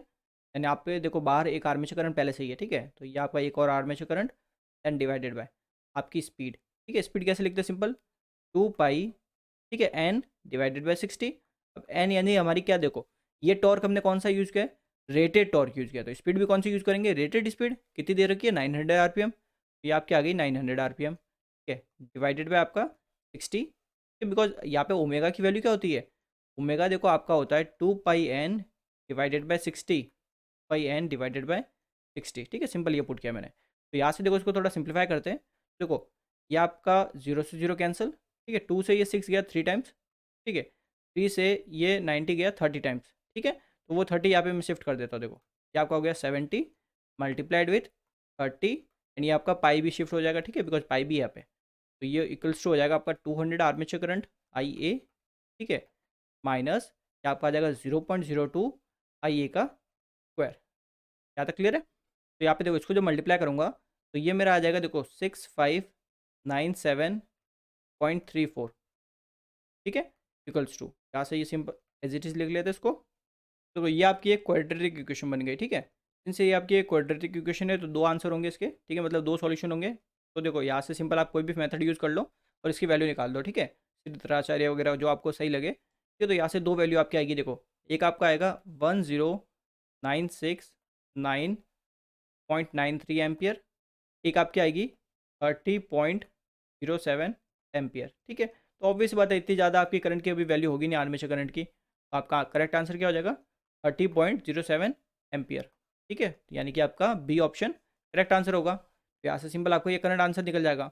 अब देखो अगर सिंपल आपके पास देखो सिंस गेट में था, ठीक है, कैलकुलेटर अलाउड होता है, तो आप इसमें क्या कर सकते हो, सिंपल ऑप्शन रख के भी चेक कर सकते हो, यानी इस आई ए की जगह 34.2 रखो, ठीक है, देन ये इक्वेशन अगर बैलेंस हो जाती है तो आपका ये ऑप्शन करेक्ट आंसर, फिर रखो 30 रखो, ठीक है, वरना श्रीधराचार्य में देखो आपको बहुत कैलकुलेशन करनी पड़ेगी, ठीक है। यहाँ पे सिंपल आप कैलकुलेटर होगा अगर आपके पास तो ये सारे ऑप्शन सीधे रख के आपको फटाफट पता चल जाएगा, ठीक है। तो PMDC commutator motor has no load speed of 6000 RPM when connected to a 120 volt DC supply. The armature resistance is 2.5 ohm and other losses may be neglected. The speed of the motor when supply voltage of 60 volt developing a torque of 0.5 newton meter is, यानी speed बतानी है जब आप supply voltage दे रहे हो 60 volt और torque आपका produce हो रहा है 0.5 न्यूटन मीटर। क्लियर चीज़ है? अब देखो इसने बोला PMDC, देखो PMDC से इतना तो आपका क्लियर हो गया कि फ्लक्स आपका कांस्टेंट है, बिकॉज आपने देखो अगर परमानेंट मैग्नेट यूज़ किए तो फ्लक्स तो आपका कहीं पे भी कुछ चेंज होगा नहीं, ठीक है, तो फ्लक्स आपका कांस्टेंट है इस केस में, इतना आपका समझ गए होंगे, ठीक है। अब देखो जो आपका स्पीड का रिलेशन होता है N is proportional to back EMF EB divided by flux, ये रिलेशन रहता है। एंड आपका सिंस फ्लक्स कांस्टेंट है तो यहाँ से आपका एक ही रिलेशन निकलेगा सिंपल कि N is proportional to back EMF, ठीक है, बिकॉज आपका फ्लक्स क्या है, कांस्टेंट है। तो देखो अगर मैं इनमें यहाँ पे ये रेशियो निकाल देता हूँ, देखो अगर मैं ये रेशियो निकाल देता हूँ नो लोड स्पीड यानी एन नॉट डिवाइडेड बाय जो भी मेरे को स्पीड बोली दूसरी, ठीक है, एन लिख लिया तो सिंपल इक्वल्स टू जो भी मेरा नो लोड पे जो मेरा बैक EMF है EB नॉट, ठीक है, डिवाइडेड बाय मेरा जो बैक EMF है जो 60 वोल्ट पर, ठीक है, और 0.5 न्यूटन मीटर टॉर्क पर जो मेरा बैक EMF है, ठीक है। तो यहाँ से मेरे को सिंपल एन की वैल्यू निकालनी है, तो इसके लिए मेरे को पहले EB नॉट चाहिएगा और EB चाहिएगा, एन नॉट मेरे को पता है 6000 RPM है। क्लियर है चीज़? फिर लिख लेता हूँ मैं कि एन नॉट में पहले से पता है, ठीक है, नो लोड स्पीड हमें पहले ही पता है 6000 RPM है, 6000 RPM, ठीक है। अब जरा समझते हैं, देखो यहाँ पे जो हमारा मशीन है, ठीक है, परमानेंट मैग्नेट DC मोटर है। अब मोटर देखो परमानेंट मैग्नेट है तो मैग्नेट तो अलग ही होगा, आर्मेचर वाला सर्किट में बना देता हूँ, तो आर्मेचर वाला सर्किट कुछ ऐसा होगा ये, ठीक है, सिंपल ये आपका कोई आर्मेचर वाला सर्किट हो जाएगा, ठीक है। मैग्नेटिक फील्ड इसका परमानेंट मैग्नेट तो मैग्नेट तो यहाँ पे बनेंगे नहीं, तो देखो ये आपका आर्मेचर रेजिस्टेंस है कितना 2.5 ओम, 2.5 ओम, ये आपका होगा बैक EMF, ठीक है, EB plus minus supply voltage फिलहाल मैं देखो पहले ले रहा हूँ, अभी मैं ले रहा हूँ 120 वोल्ट, ठीक है। जब मैं 120 वोल्ट लूँगा तब ये मेरा कब कौन सा केस है 120 वोल्ट वाला, ये मेरा है नो लोड वाला केस, बिकॉज देखो no load speed of 6000 RPM when connected to 120 volt DC supply, ठीक है। तो यहाँ पे जो बैक EMF मिलेगा ये नो लोड वाला मिलेगा, यानी मेरे को EB नॉट मिलेगा यहाँ पे, यहाँ तक ठीक है आपका। फिलहाल मेरे को ये वाला करंट नहीं पता IA नॉट, ठीक है, नो लोड वाला आर्मेचर करंट, ठीक है, ये मेरे को नहीं पता। तो ज़रा समझो, देखो आपकी जो मशीन होती है, ठीक है, जो आपका मोटर होती है, ये मोटर क्या करती है, रोटेट होती है, ठीक है, मोटर आपकी रोटेट होती है और इससे जो भी कपल्ड होगा वो मशीन आपकी रोटेट होगी, यानी इलेक्ट्रिकल एनर्जी को मैकेनिकल एनर्जी में कन्वर्ट करती है। तो देखो जब आपका जो शाफ्ट है, शाफ्ट पे अगर कोई लोड कनेक्टेड नहीं है, तो उस पर कोई लोड कनेक्टेड नहीं है, तो आपका जो करंट होगा, जो इनपुट से करंट जाएगा, वो सिर्फ किसके लिए रेस्पॉन्सिबल होगा, आपके लॉसेस के लिए रेस्पॉन्सिबल होता है, ठीक है। कौन से लॉसेस, आपके मैकेनिकल लॉसेस, जिसमें आपका आ गया फ्रिक्शन और विंडेज लॉस, ठीक है, इसके लिए आपका ये आर्मेचर करंट रेस्पॉन्सिबल होता है नो लोड पे। बट जब आप लोड कनेक्ट करते हो तब आपको क्या होता है, इस शाफ्ट को अपने लोड को रोटेट कराना पड़ता है, लोड को ड्राइव कराना पड़ता है। तो लोड को ड्राइव करने के लिए क्या चाहिए होता है, ज़्यादा करंट चाहिए होता है, तो उस टाइम ये इनपुट से ज़्यादा करंट लेता है। बट सिंस इसने क्वेश्चन में ही मेंशन कर दिया कि नो लोड की बात कर रहे हैं हम, ठीक है, स्टार्टिंग में नो लोड की बात कर रहे हैं, तो नो लोड में हमारा इस शाफ्ट को कुछ लोड को ड्राइव कराना नहीं, तो आपका सिर्फ करंट किसके लिए रिस्पॉन्सिबल होगा, आपके लॉसेस के लिए, यानी मैकेनिकल लॉसेस के लिए रिस्पॉन्सिबल होगा। बट इसने तो बोल दिया लॉसेस को नेग्लेक्ट कर दो, ठीक है, यानी उन लॉसेस को भी नेग्लेक्ट करने को बोल रहा है ये तो इसका मतलब क्या हो गया कि हमारा नो लोड करंट जीरो हो गया, आई ई नॉट आपका ये जीरो हो गया, ठीक है। तो अब यहाँ पे सिंपल अगर केवीएल लगाते हो तो यहाँ से आपको देखो बैक ईएमएफ सीधा साफ मिल रहा होगा, अगर करंट ही जीरो तो कहीं पे ड्रॉप होगा नहीं। ई बी नॉट यहाँ से सिंपल मेरा हो गया 120 वोल्ट। यहाँ तक क्लियर है आपका? आई होप आप ये समझ गए, ठीक है, कि नो लोड पे आपका आर्मेचर करंट जीरो क्यों होता है, बिकॉज नो लोड पे आपका सिर्फ उसका इतना काम होता है कि आपके जो लॉसेस के लिए रेस्पॉन्सिबल होता है करंट, ठीक है। अगर आपका लोड कनेक्टेड होता है तो लोड को ड्राइव करने के लिए ज़्यादा आर्मेचर करंट चाहिए होता है, तो इनपुट से ज़्यादा करंट आता है, ठीक है, लोड को ड्राइव करने के लिए। बट लोड अगर आपने कनेक्ट नहीं किया तो इनपुट से जो करंट आ रहा है वो सिर्फ आपके मैकेनिकल लॉसेस के लिए रेस्पॉन्सिबल है, यानी कि फ्रिक्शन और आपके विंडेज लॉस के लिए रेस्पॉन्सिबल। बट क्वेश्चन में इसने मेंशन किया कि अदर लॉसेस में भी नेग्लेक्टेड, ठीक है, तो अदर लॉसेस में इसके मैकेनिकल लॉस आ गए। तो अगर उन लॉसेस को नेग्लेक्ट कर रहे हो तो यहाँ से कोई करंट ही नहीं आ रहा, बेसिकली मतलब यही तो हुआ, कोई करंट ही नहीं है, तो करंट आपका हो गया 0 एम्पियर। तो करंट अगर जीरो हो गया तो यहाँ पे ये बैक ईएमएफ सीधा इसके इक्वल हो गया इनपुट वोल्टेज के, बिकॉज इसके अक्रॉस कोई ड्रॉप नहीं होगा 2.5 ओम के अक्रॉस। क्लियर चीज़ यहाँ पे, तो ई बी नॉट तो मेरा निकल गया। तो देखो मेरे को यहाँ पे एन नॉट पता है, ई बी नॉट पता है, बट अभी मेरे को ई बी नहीं पता, ये मिल जाए तो मेरी स्पीड निकल जाएगी, तो यही तो मेरे को फाइंड करनी है स्पीड, ठीक है। अब देखो अगर मैं सेकंड केस लेता हूँ, ठीक है, तो सेकंड केस के लिए पहले सर्किट बनाता हूँ। देखो आर्मेचर का रेजिस्टेंस हो गया मेरा ये, और ये मेरा हो गया आर्मेचर वाला सर्किट, ठीक है, आर्मेचर हो गया ये। देखो इस केस में हम सप्लाई वोल्टेज कितना दे रहे हैं, 60 वोल्ट दे रहे हैं, ठीक है, ये इसने मेंशन कर रखा है 60 वोल्ट दे रहे हैं हम, बिकॉज इस केस में हमें करंट नहीं पता। अब देखो इस केस में तो हमें पता था कि नो लोड की बात हो रही थी, ठीक है, सिंस नो लोड का था तो नो लोड में हमारा आर्मेचर करंट जीरो, ठीक है। इस केस में हमारा लोडेड होगा तभी आपका टॉर्क डेवलप हो रहा है, ठीक है, टॉर्क डेवलप हो रहा है यहाँ पे आपके शाफ्ट पे, तो किसी चीज़ को ड्राइव कर रहा होगा ना, तभी तो टॉर्क डेवलप हो रहा है। तो ड्राइव कर रहा है तो इसका मतलब आपका आर्मेचर करंट कुछ ना कुछ तो होगा, ठीक है, बट मेरे को पता नहीं है क्या होगा, तो इसको मैं लिख लेता हूँ आई ए, ठीक है, यहाँ पे मैंने आई ए नॉट लिखा था नो लोड पे, तो यहाँ पे लिख लेता हूँ आई ए, ठीक है। बैक ईएमएफ इस केस में मैं लिख लेता हूँ ई बी, ठीक है, ई बी। आर्मेचर रेजिस्टेंस आपका फिक्स ही रहेगा 2.5 ओम, यहाँ तक ठीक है आपका। अब देखो अगर मैं यहाँ पे इस लूप में केवीएल लगाता हूँ, ठीक है, तो देखो केवीएल लगाऊंगा तो क्या होगा, देखो यहाँ आपका देखो 60 वोल्ट माइनस मेरा armature current I A multiplied with 2.5 ohm का रेजिस्टेंस, ठीक है, देन माइनस मेरा back EMF E B equals to zero, ठीक है। तो यहाँ से देखो अगर मैं आर्मेचर करंट की वैल्यू निकालता हूँ, आर्मेचर करंट की, तो यहाँ से मेरी कितनी आ जाएगी वैल्यू, देखो 60 minus E B, 60 minus E B divided by 2.5, ठीक है, एम्पियर। यहाँ तक क्लियर है आपका? ये मैंने सिंपल आर्मेचर करंट की वैल्यू निकाली, बट मेरे को तो चाहिए किसकी, बैक ईएमएफ की वैल्यू है, ठीक है, यही तो चाहिए बैक ईएमएफ, ईबी की चाहिए ना। इसके लिए मेरे को यहाँ पे टॉर्क दे रखा है इसने, ठीक है, तो टॉर्क की मेरे को मदद लेनी पड़ेगी। टॉर्क का फॉर्मूला मेरे को ऑलरेडी पता है, टॉर्क आपका रहता है, देखो टॉर्क इज इक्वल्स टू जो भी आपकी आउटपुट पावर है, फिर बोल सकते हो जो भी आपकी पावर डेवलप हुई है, डिवाइडेड बाय जो भी आपकी एंगुलर स्पीड है, ठीक है, यही रहता है आपका टॉर्क का फॉर्मूला। तो ये फॉर्मूला बनता कैसे, देखो आपकी जो इलेक्ट्रिकल पावर है, ठीक है, जो आप इलेक्ट्रिकल इनपुट दे रहे हो ना मोटर में, वो आपका इक्वल किसके रहता है, मैकेनिकल इनपुट के। अगर आप लॉसेस को नेगलेक्ट करते हो तो ये तो रिलेशन रहेगा, यानी जो भी आप इलेक्ट्रिकल इनपुट दे रहे हो वही आपको एज अ मैकेनिकल मिलेगा, यानी इलेक्ट्रिकल एनर्जी को मैकेनिकल एनर्जी में कन्वर्ट किया। तो इलेक्ट्रिकल आपका क्या होगा, simple E B into I ए, ये आपका हो गया इलेक्ट्रिकल, ठीक है, इक्वल्स टू मैकेनिकल क्या होगा, जिस एंगुलर स्पीड से रोटेट हो रहा है, ठीक है, मल्टीप्लाइड विद जो आपका टॉर्क है, ये आपका रहता है सिंपल कि electrical power equals to mechanical power, ठीक है, ये आपका कन्वर्जन हो गया। तो यहाँ से यही फॉर्मूला यही से निकला, देखो टॉर्क इक्वल्स टू ये ई बी इंटू आई, ये क्या है आपका आउटपुट पावर, ठीक है, डिवाइडेड बाय ओमेगा। क्लियर है? तो यहाँ से सिंपल मैं लिख सकता हूँ कि आउटपुट पावर इक्वल्स टू, यहाँ पे मेरा आ जाएगा टी इंटू ओमेगा, ठीक है। आउटपुट पावर मेरी क्या होगी मशीन की, जो भी मेरा बैक ईएमएफ है इंटू मेरा जो भी आर्मेचर करंट है आई ए, ठीक है, इक्वल्स टू टॉर्क मेरा दे रखा है, देखो 0.5 न्यूटन मीटर, तो लिख लेता हूँ 0.5 न्यूटन, 0.5 लिखता हूँ, ठीक है, सिर्फ इंटू ओमेगा मेरी एंगुलर स्पीड है। एंगुलर स्पीड क्या होती है 2 पाई n 60। देखो आपकी ये वाली जो इक्वेशन है, ठीक है, ये जो इक्वेशन है, ठीक है, फर्स्ट दे दो नाम। यहाँ से अगर मैं यहाँ पे n की वैल्यू निकालता हूँ तो देखो n की वैल्यू यहाँ से कितनी आएगी, n इक्वल्स टू ये आपका आ जाएगा, देखो एन नॉट इंटू आपका E B divided by simply आपका आ जाएगा ई बी नॉट, ठीक है।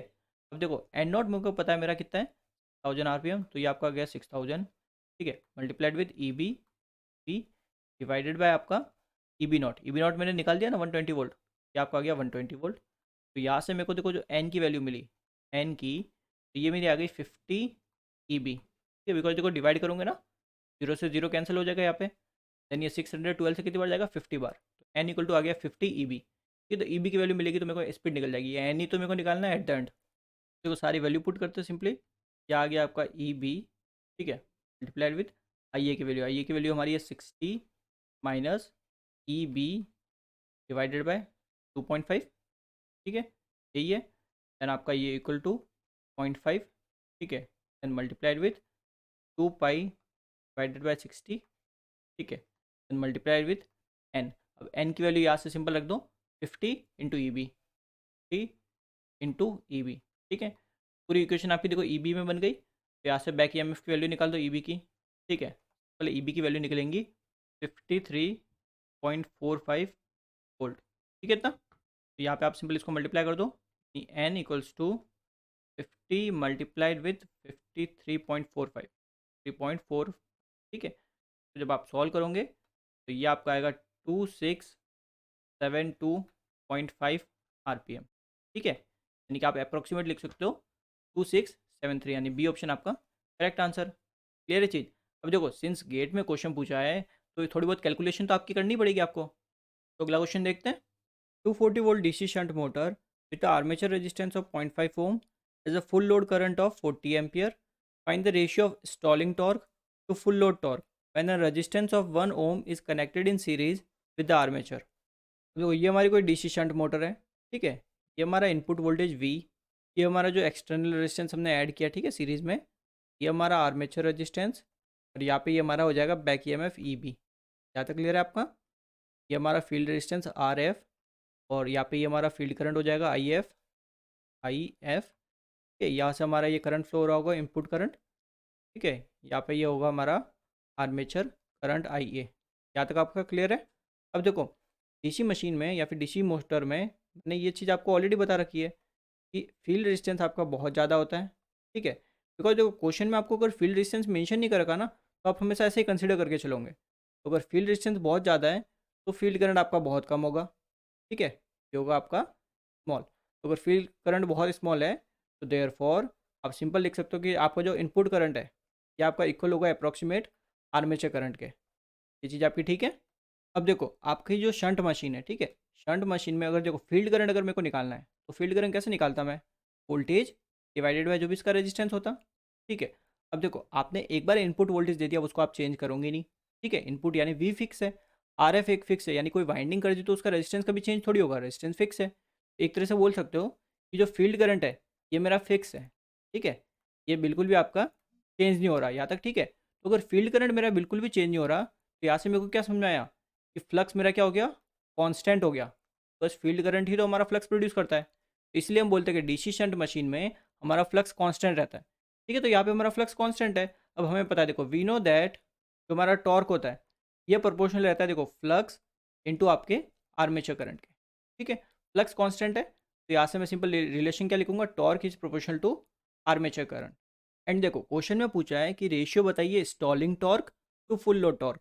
ठीक है, तो देखो सिंपल इसको मैं ऐसे लिख देता हूँ, देखो स्टॉलिंग टॉर्क तो इसको लिख लेता हूँ TST। ठीक है, ये स्टार्टिंग नहीं है, ये स्टॉलिंग टॉर्क है। Stalling torque divided by full load torque. ठीक है, सिंपल इसका रेशियो ये मेरे को कैसे मिलेगा, सिंपल मैं क्या करूँ, अगर रेशियो निकाल दूँ मेरे आर्मेचर करंट भी कौन सा, स्टॉलिंग वाला। ठीक है, जब स्टॉलिंग का केस है तब जो आर्मेचर करंट है डिवाइडेड बाय जो भी मेरा आर्मेचर करंट है फुल लोड के केस में। ठीक है, इनका अगर मैं रेशियो निकाल देता हूँ तो मेरे को ये सिंपल जो क्वेश्चन में पूछा है वो मिल जाएगा। अब देखो मेरे को ना फुल लोड करंट जो है आर्मेचर करंट कौन सा वाला, फुल लोड वाला, यानी FL लिख लेता हूँ। ठीक है, तो हम रेटेड करंट भी बोलते हैं। क्लियर है, ये कितना दिया 40 एम्पियर। ठीक है, ऑलरेडी दे रखा है 40 एम्पियर। ठीक है, तो मेरे को सिंपल ये स्टॉलिंग वाला निकालना है। तो देखो स्टॉलिंग का मतलब क्या होता है, देखो स्टॉल यानी रुक गया। ठीक है, स्टॉल मतलब रुका हुआ। क्लियर है, तो देखो स्टॉलिंग का मतलब हो गया कि आपका जो शाफ्ट है मोटर का वो रुक गया, यानी मशीन रोटेट नहीं हो रही। रोटेट नहीं हो रही इसका मतलब क्या हुआ, स्पीड आपकी ज़ीरो है। ठीक है, एंड हमें पता है कि जो हमारा बैक EMF होता है ये प्रोपोर्शनल होता है N फाई के। ठीक है, शंट मशीन की बात करें तो फ्लक्स कांस्टेंट है, तो उसके लिए सिंपल यहाँ से लिख सकते हैं कि back EMF is proportional to speed. ठीक है, अब स्टॉलिंग में आपकी स्पीड ज़ीरो होती है तो इसलिए हम क्या बोलते हैं कि स्टॉलिंग में आपका बैक EMF क्या होता है, ज़ीरो होता है। ठीक है, तो यहाँ से एक तरह से हमें कंडीशन मिल गई, जब भी स्टॉलिंग की बात करें तो हमारा बैक EMF क्या होगा, ज़ीरो होगा। ठीक है चीज़। अब देखो क्या करो सिंपल, यहाँ पे ये जो लूप है ना, इसमें केवीएल लगा दो। देखो मैं केवीएल लगाते, देखो केवीएल लगाएंगे तो क्या है, देखो वी माइनस आपका आर्मेचर करंट, ठीक है। देन आपका देखो रेजिस्टेंस कौन सा हो जाएगा, देखो 1 प्लस 0.5 ओम, ठीक है। देन आपका minus back EMF E B equals to 0। यहाँ तक आपका ठीक है। अब देखो अगर यहाँ पे मैं इस बैक ईएमएफ को 0 कर देता हूँ, ठीक है, इस बैक ईएमएफ को अगर मैं 0 रखता हूँ, ठीक है, अगर मैंने 0 रख दिया तो अब मेरे को यहाँ पे जो आर्मेचर करंट मिलेगा ये कौन सा मिलेगा, ये मेरे को स्टॉलिंग वाला मिलेगा, यानी IEST मिलेगा, ठीक है। तो यहाँ पे मैं वैल्यू पुट करता हूँ, देखो 200 वोल्ट माइनस ये आपका आर्मेचर करंट स्टॉलिंग वाला है, ठीक है ना। यहाँ पे हो गया 1.5 ओम इक्वल्स टू 0। यहाँ से जो मेरा आर्मेचर करंट आया, आर्मेचर करंट स्टॉलिंग वाला यानी ST लिख लेता हूँ इक्वल्स टू, ये मेरा एक सेकंड, यहाँ पे ये 200 नहीं है, ठीक है ना, यहाँ पे ये 240 है, 240, ठीक है। यहाँ पे देख सकते हो ये देखो 240 दे रखा है, ठीक है। तो यहाँ से ये मिल गया हमें, देखो 240 डिवाइडेड बाय 1.5, मेरे को स्टॉलिंग करंट यहाँ से मिल गया, देखो 160 एम्पियर। यहाँ तक ठीक है आपका। अब सिंपल मेरे को रेशियो निकालना है, देखो रेशियो निकाल देते हैं, स्टॉलिंग टॉर्क डिवाइडेड बाय आपका फुल लोड टॉर्क, इन्हीं का रेशियो पूछा है। तो स्टॉलिंग के लिए जो करंट आया हमारा 160 एम्पियर डिवाइडेड बाय ये फुल लोड करंट 40 एम्पियर, ये रेशियो में मिल गया 4। क्लियर है, देखिए आपका ये ऑप्शन करेक्ट आंसर। तो अगला क्वेश्चन देखते हैं। In an electric motor the electromagnetic torque develop is, ठीक है, जो आपका इलेक्ट्रोमैग्नेटिक टॉर्क होता है, यानी कि देखो अगर आपकी कोई भी मोटर है, ठीक है, और ऐसी आपकी ये मोटर होगी, ठीक है, तो यहाँ पे इसका ये शाफ्ट होगा ऐसे, ठीक है, जिसको हमने कपल कर रखा होगा किसी जिससे भी मशीन को चलाना है। तो मान लो अगर ये शाफ्ट अगर इस स्पीड में ये रोटेट कर रहा है, इलेक्ट्रोमैग्नेटिक टॉर्क के अपोजिट डायरेक्शन में होगा, ठीक है, इलेक्ट्रोमैग्नेटिक टॉर्क इसके अपोजिट डायरेक्शन में होगा। क्लियर है चीज़ ये। तो ये हमारी क्या है, मोटर है, ठीक है। अब देखो मोटर जिस डायरेक्शन में रोटेट होगी उसी डायरेक्शन में तो आपके फ्रिक्शन लॉस होंगे, ठीक है, यानी फ्रिक्शन लॉस भी इसी नीचे वाली डायरेक्शन में ही होंगे, ठीक है। तो सिंपल आपका जो इलेक्ट्रोमैग्नेटिक टॉर्क है ये अपोजिट डायरेक्शन में होगा, both load torque and frictional torque. Load torque मतलब जिस डायरेक्शन में ये रोटेट हो रहा है, ठीक है ना। तो ये ऑप्शन आपका correct answer. The torque speed characteristic of a DC shunt motor, यानी डीसी शंट मोटर की टॉर्क और स्पीड कैरेक्टरिस्टिक पूछिए, ठीक है ना। अब देखो जो स्पीड वाला रिलेशन होता है ये मैंने ऑलरेडी आपको लिखवा रखा है, ठीक है। जो स्पीड आपकी होती है एन, ये आपकी प्रोपोर्शनल होती है ई बी, ठीक है, डिवाइडेड बाय आपका फ्लक्स, ठीक है, ये रिलेशन आपको ऑलरेडी पता है। एंड आपका देखो जो बैक ईएमएफ होता है, ठीक है, सिंपल डीसी शंट मोटर में बोलो तो वो हो जाएगा, देखो V minus IA into RA। यहाँ तक क्लियर है। डीसी शंट मोटर में आपका फ्लक्स रहता है कांस्टेंट, ठीक है, फ्लक्स रहता है आपका कांस्टेंट, ये सब मैं आपको समझा चुका हूँ, ठीक है, कैसे कांस्टेंट होता है वगैरह। तो यहाँ से आपको देखो सिंपल क्या मिल जाएगा, जो स्पीड है यहाँ से ये स्पीड आपकी प्रोपोर्शनल क्या होगी, देखो V minus IA into RA, because flux हमारा कांस्टेंट है, ठीक है। तो यहाँ से हमें ये रिलेशन मिल गया। अब देखो दूसरा जो रिलेशन होता है, ठीक है, टॉर्क वाला, इन समय स्पीड और टॉर्क के बीच में चाहिए ना कैरेक्टरिस्टिक, तो स्पीड वाला रिलेशन तो हमने निकाल दिया, ये रहा, ठीक है। अब हम निकालते हैं टॉर्क वाला। टॉर्क हमें पता है ये प्रोपोर्शनल रहता है फ्लक्स डॉट आपके आर्मेचर करंट के, बट सिंस आपका फ्लक्स कांस्टेंट है, ठीक है, डीसी शंट मोटर में आपका जो टॉर्क है वो डायरेक्टली प्रोपोर्शनल हो गया आपके आर्मेचर करंट के। तो यहाँ पे देखो हमारे फिलहाल दोनों रिलेशन आ गए, ठीक है। अब यहाँ से समझते हैं, देखो अगर आप आर्मेचर करंट को बढ़ाते हो, ठीक है, अगर आपका आर्मेचर करंट बढ़ेगा तो सिंपल सी बात है कि आपका ड्रॉप बढ़ेगा, IA इंटू RA, ये वाला ड्रॉप बढ़ेगा, ठीक है। एंड अगर ये ड्रॉप बढ़ता है तो आपकी स्पीड क्या होगी, कम होगी, ठीक है। वैसे ये ड्रॉप आपका इतना ज़्यादा वैल्यू नहीं होती, कम ही वैल्यू होती है, तो स्पीड भी आपकी कम ही ड्रॉप होती है, ठीक है, ज़्यादा ड्रॉप नहीं होती इतनी, ये चीज़ ठीक है। एंड देखो सेम चीज़ अगर टॉर्क में लिखे, यानी अगर करंट बढ़ता है तो टॉर्क आपका क्या होगा, बढ़ेगा, बिकॉज दोनों क्या है, डायरेक्ट रिलेशन में, ठीक है। तो यहाँ से अगर आप साफ देखते हो तो देखो आर्मेचर करंट के बढ़ने के साथ टॉर्क तो बढ़ रहा है, बट स्पीड आपकी क्या हो रही है, कम हो रही है, ठीक है। और स्पीड भी यहाँ पे मैं लिख लेता हूँ कि इतनी ज़्यादा भी कम नहीं हो रही, एकदम सिंपल स्लाइटली, ठीक है। तो ये हमारी हो गई स्पीड, ये हमारा हो गया टॉर्क, ठीक है। कोई भी एक स्पीड मान लो यहाँ पे, ठीक है, बेस स्पीड होगी आपकी, ये आपकी पूरी एक सिंपल बेस स्पीड होगी, ठीक है। क्लियर है। तो यहाँ से क्या होगा, देखो स्पीड आपकी, देखो टॉर्क तो आपका बढ़ेगा, यानी देखो टॉर्क जब बढ़ता है तब स्पीड आपकी कम होती है, ठीक है। तो नीचे अगर आप ऐसे चलते जाते हो कंटिन्यूसली इस साइड, आप टॉर्क क्या करो बेसिकली, बढ़ रहा है आपका टॉर्क, ठीक है। और अगर ऐसे नीचे की तरफ जा रहे हो, ठीक है, बाइक एक्सिस पे, तो स्पीड आपकी कम हो रही है।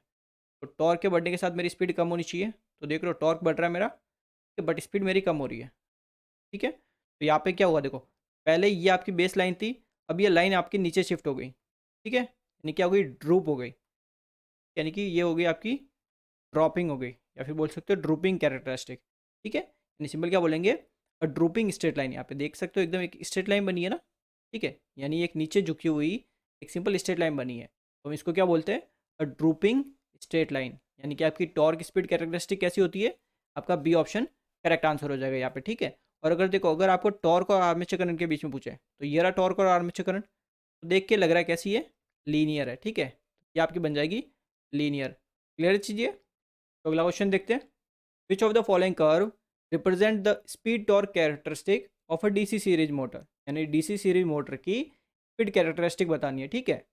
देखो डीसी सीरीज मोटर में भी आपके डिफरेंट डिफरेंट केसेस होते हैं, ठीक है।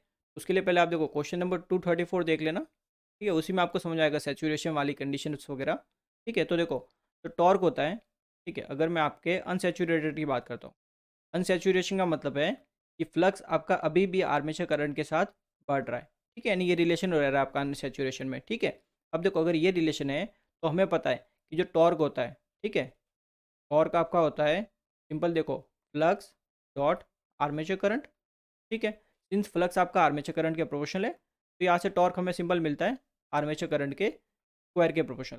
यहाँ तक ठीक है आपका। अगर यहाँ पे देखो, मैं अगर यहाँ से अगर आर्मेचर करंट की वैल्यू निकालता हूँ, ठीक है, तो यहाँ से मेरे को मिलता है रूट आपका ये टॉर्क। यहाँ तक ठीक है आपका। ये मेरा हो गया अनसेचुरेशन वाला केस, ठीक है ना। अगर देखो, यहीं पे अगर मैं सिंबल सेचुरेशन का लिखता हूँ, तो देखो सेचुरेशन, देखो सेचुरेशन में क्या होता है, आपका जो फ्लक्स है ये कांस्टेंट हो जाता है, यानी अब ये फ्लक्स आपका आर्मेचर करंट के साथ नहीं बढ़ता, ठीक है। अब देखो, आपका टॉर्क का रिलेशन रहता है flux into armature current, but flux आपका कांस्टेंट है, तो इस केस में आपका टॉर्क का रिलेशन क्या रहता है, सिंपल आपका आर्मेचर करंट के प्रोपोर्शनल। ये साइंस ठीक है दोनों। बेसिकली डिटेल में जाना है तो आप सिंपल क्वेश्चन नंबर 234 देख सकते हो, ठीक है। फिलहाल यहाँ पे मैं आपको क्वेश्चन जितना समझा रहा हूँ, क्लियर है, तो ये दोनों रिलेशन आपके क्लियर होंगे। एंड देखो, आपका जो स्पीड वाला रिलेशन होता है, ठीक है, ये मैंने अभी आपको लास्ट क्वेश्चन में बताया, देखो स्पीड इज प्रोपोर्शनल टू आपका बैक ईएमएफ, ठीक है, divided by flux.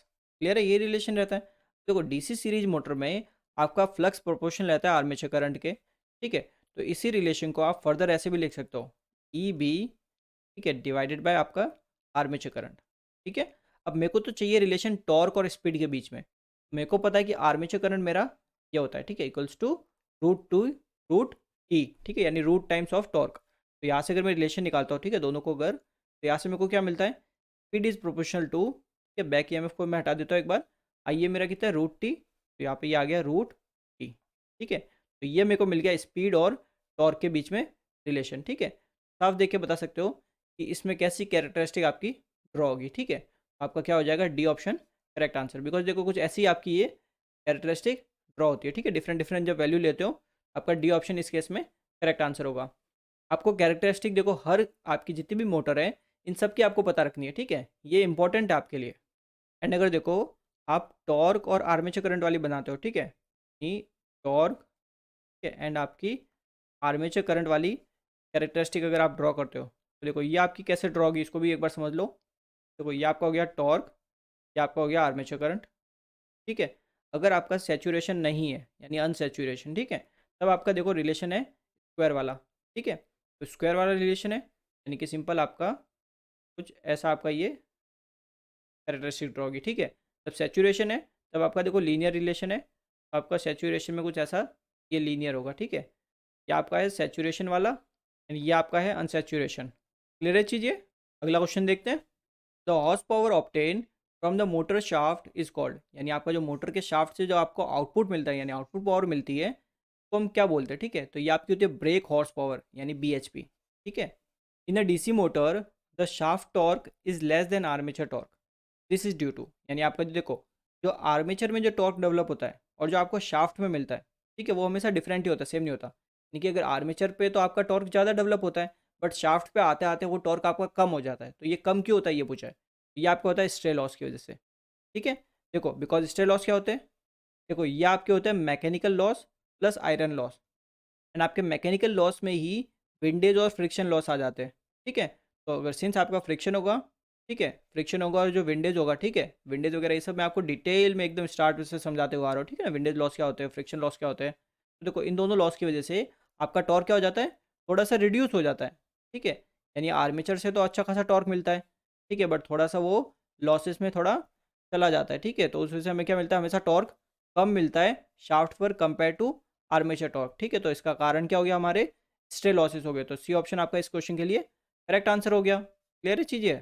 The mechanical output available at the DC motor shaft is equal to, यानी जो मैकेनिकल आउटपुट मिलता है ये किसके इक्वल होता है, ये पूछा है, ठीक है। तो सिंपल आप जब एफिशिएंसी लिखते हो, देखो एफिशिएंसी क्या लिखते हो, आउटपुट, ठीक है, अपॉन आपका जो भी इनपुट है ये लिखते हो, ठीक है। इसी को अगर डिफरेंट तरीके से आपको लिखना है तो कैसे लिख सकते हो, आउटपुट, ठीक है, अपॉन, अब इनपुट आपका किससे बना हुआ होगा, देखो एक तो आउटपुट, ठीक है, जो आउटपुट मिल रहा है उससे बना हुआ होगा, और आपका लॉसेस, बिकॉज मशीन में लॉसेस तो होने ही वाले हैं, ठीक है। ऐसी कोई आइडियली कोई मशीन तो होती नहीं जिसमें कोई लॉसेस ही ना हो। क्लियर है चीज़। तो आपकी जो मैकेनिकल आउटपुट होता है, ठीक है, इसने बोला mechanical output available at the DC motor shaft, तो वो क्या हो जाएगा, सिंपल इलेक्ट्रिकल इनपुट, ठीक है, इलेक्ट्रिकल इनपुट जो भी आपने इनपुट दिया, ठीक है, माइनस, लेस का मतलब माइनस टोटल लॉसेस, यानी आपने जितना इनपुट दिया ना उस इनपुट में से आप लॉसेस माइनस कर दो, आपका वो आउटपुट मिल जाएगा। तो डी ऑप्शन आपका correct answer. If N is the speed of a DC series motor and I A is the armature current then, देखो डीसी सीरीज मोटर है, ठीक है। अब डीसी सीरीज मोटर में, ठीक है, हमें बेसिक आइडिया ऑलरेडी है, ठीक है, सभी चीज़ों का। अब देखो स्पीड पहले रिलेशन लिखते हैं। स्पीड जो आपकी होती है ये आपकी प्रोपोर्शनल होती है बैक ईएमएफ के ई बी डिवाइडेड बाय आपका फ्लक्स, ये रिलेशन रहता है। अब डीसी सीरीज मोटर में क्या रहता है, इसमें क्या रहता है कि जो आपका आर्मेचर करंट है, ठीक है, वही हमारा वाइंडिंग, सीरीज वाइंडिंग जो होती है उसके थ्रू फ्लो होता है, ठीक है, वही करंट हमारा लोड करंट या फिर बोल सकते हो इनपुट करंट होता है, ठीक है। एंड आपका जो फ्लक्स होता है, ठीक है, फ्लक्स ये सिंपल डायरेक्टली प्रोपोर्शनल होता है आर्मेचर करंट के। यहाँ तक रिलेशन आपका ठीक है। अब देखो ये जो आर्मेचर करंट है ना, इसको सिंपल यहाँ पे पुट कर दो एन के फाई की जगह, ठीक है, इस रिलेशन में। तो यहाँ से आपको जो रिलेशन मिलेगा तो N is proportional to 1 upon आपके आर्मेचर करंट आई है, ठीक है। यानी कि सिंपल आपका A option correct answer. For small value of armature current the torque develop by the DC series motor is proportional to, torque के बारे में पूछा आप, ठीक है। अब यहाँ पे देखो क्वेश्चन में इसने मेंशन किया कि आर्मेचर करंट क्या है, स्मॉल वैल्यू आर्मेचर करंट की, यानी आपने इतनी ज़्यादा वैल्यू नहीं बढ़ा रखी, ठीक है, स्मॉल वैल्यू है, ठीक है।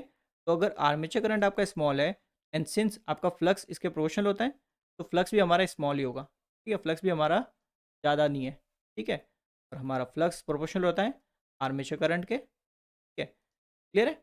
यहाँ पे देखो करंट की वैल्यू आपने बहुत ज़्यादा नहीं बढ़ाई, ठीक है, इसका मतलब आपका फ्लक्स अभी कांस्टेंट हुआ नहीं है, ठीक है, बिकॉज फेरोमैग्नेटिक मटेरियल में हम क्या पढ़ते हैं, ठीक है, फेरोमैग्नेटिक मटेरियल में आपका क्या रहता है, देखो मैंने बताया था आपको कि अगर ये आपका फ्लक्स है, ठीक है, और ये आपका करंट है, करंट को बढ़ाते हो तो फ्लक्स भी बढ़ता है, ठीक है, बट एक पॉइंट ऐसा आता है उसके बाद आपका फ्लक्स क्या होता है, कांस्टेंट हो जाता है, ठीक है।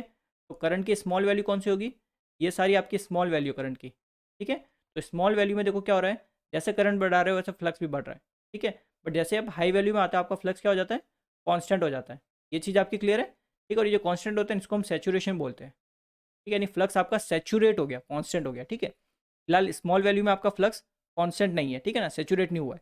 इस केस में जो टॉर्क का रिलेशन रहता है, ठीक है, टॉर्क का आपका रिलेशन रहता है फ्लक्स इनटू आपका आर्मेचर करंट। तो यहाँ पे सिंपल देखो ये जो फ्लक्स है ना, फ्लक्स आपका आर्मेचर करंट के प्रोपोर्शनल है, तो यहाँ पे रख दो, तो यहाँ से आपको जो रिलेशन मिलेगा ये आपका देखो क्या आ जाएगा, armature current into armature current. तो यहाँ से टॉर्क हमारा हो गया प्रोपोर्शनल आर्मेचर करंट के स्क्वायर के, ठीक है। ये कब आया, जब आर्मेचर करंट की वैल्यू कम है, ठीक है ना, यानी कम बोलो या फिर इसको बोलो कि अनसेचुरेटेड की बात है, सिंपल क्या हो जाएगा, आई ए स्क्वायर, ठीक है, बी ऑप्शन आपका करेक्ट आंसर। अब देखो इसके आगे वाला जो क्वेश्चन है इसमें क्या बोला, आर्मेचर करंट इसने बोला कि हाई वैल्यू है, ठीक है, हाइयर वैल्यू है, यानी आर्मेचर करंट बहुत ज़्यादा इसने बोला।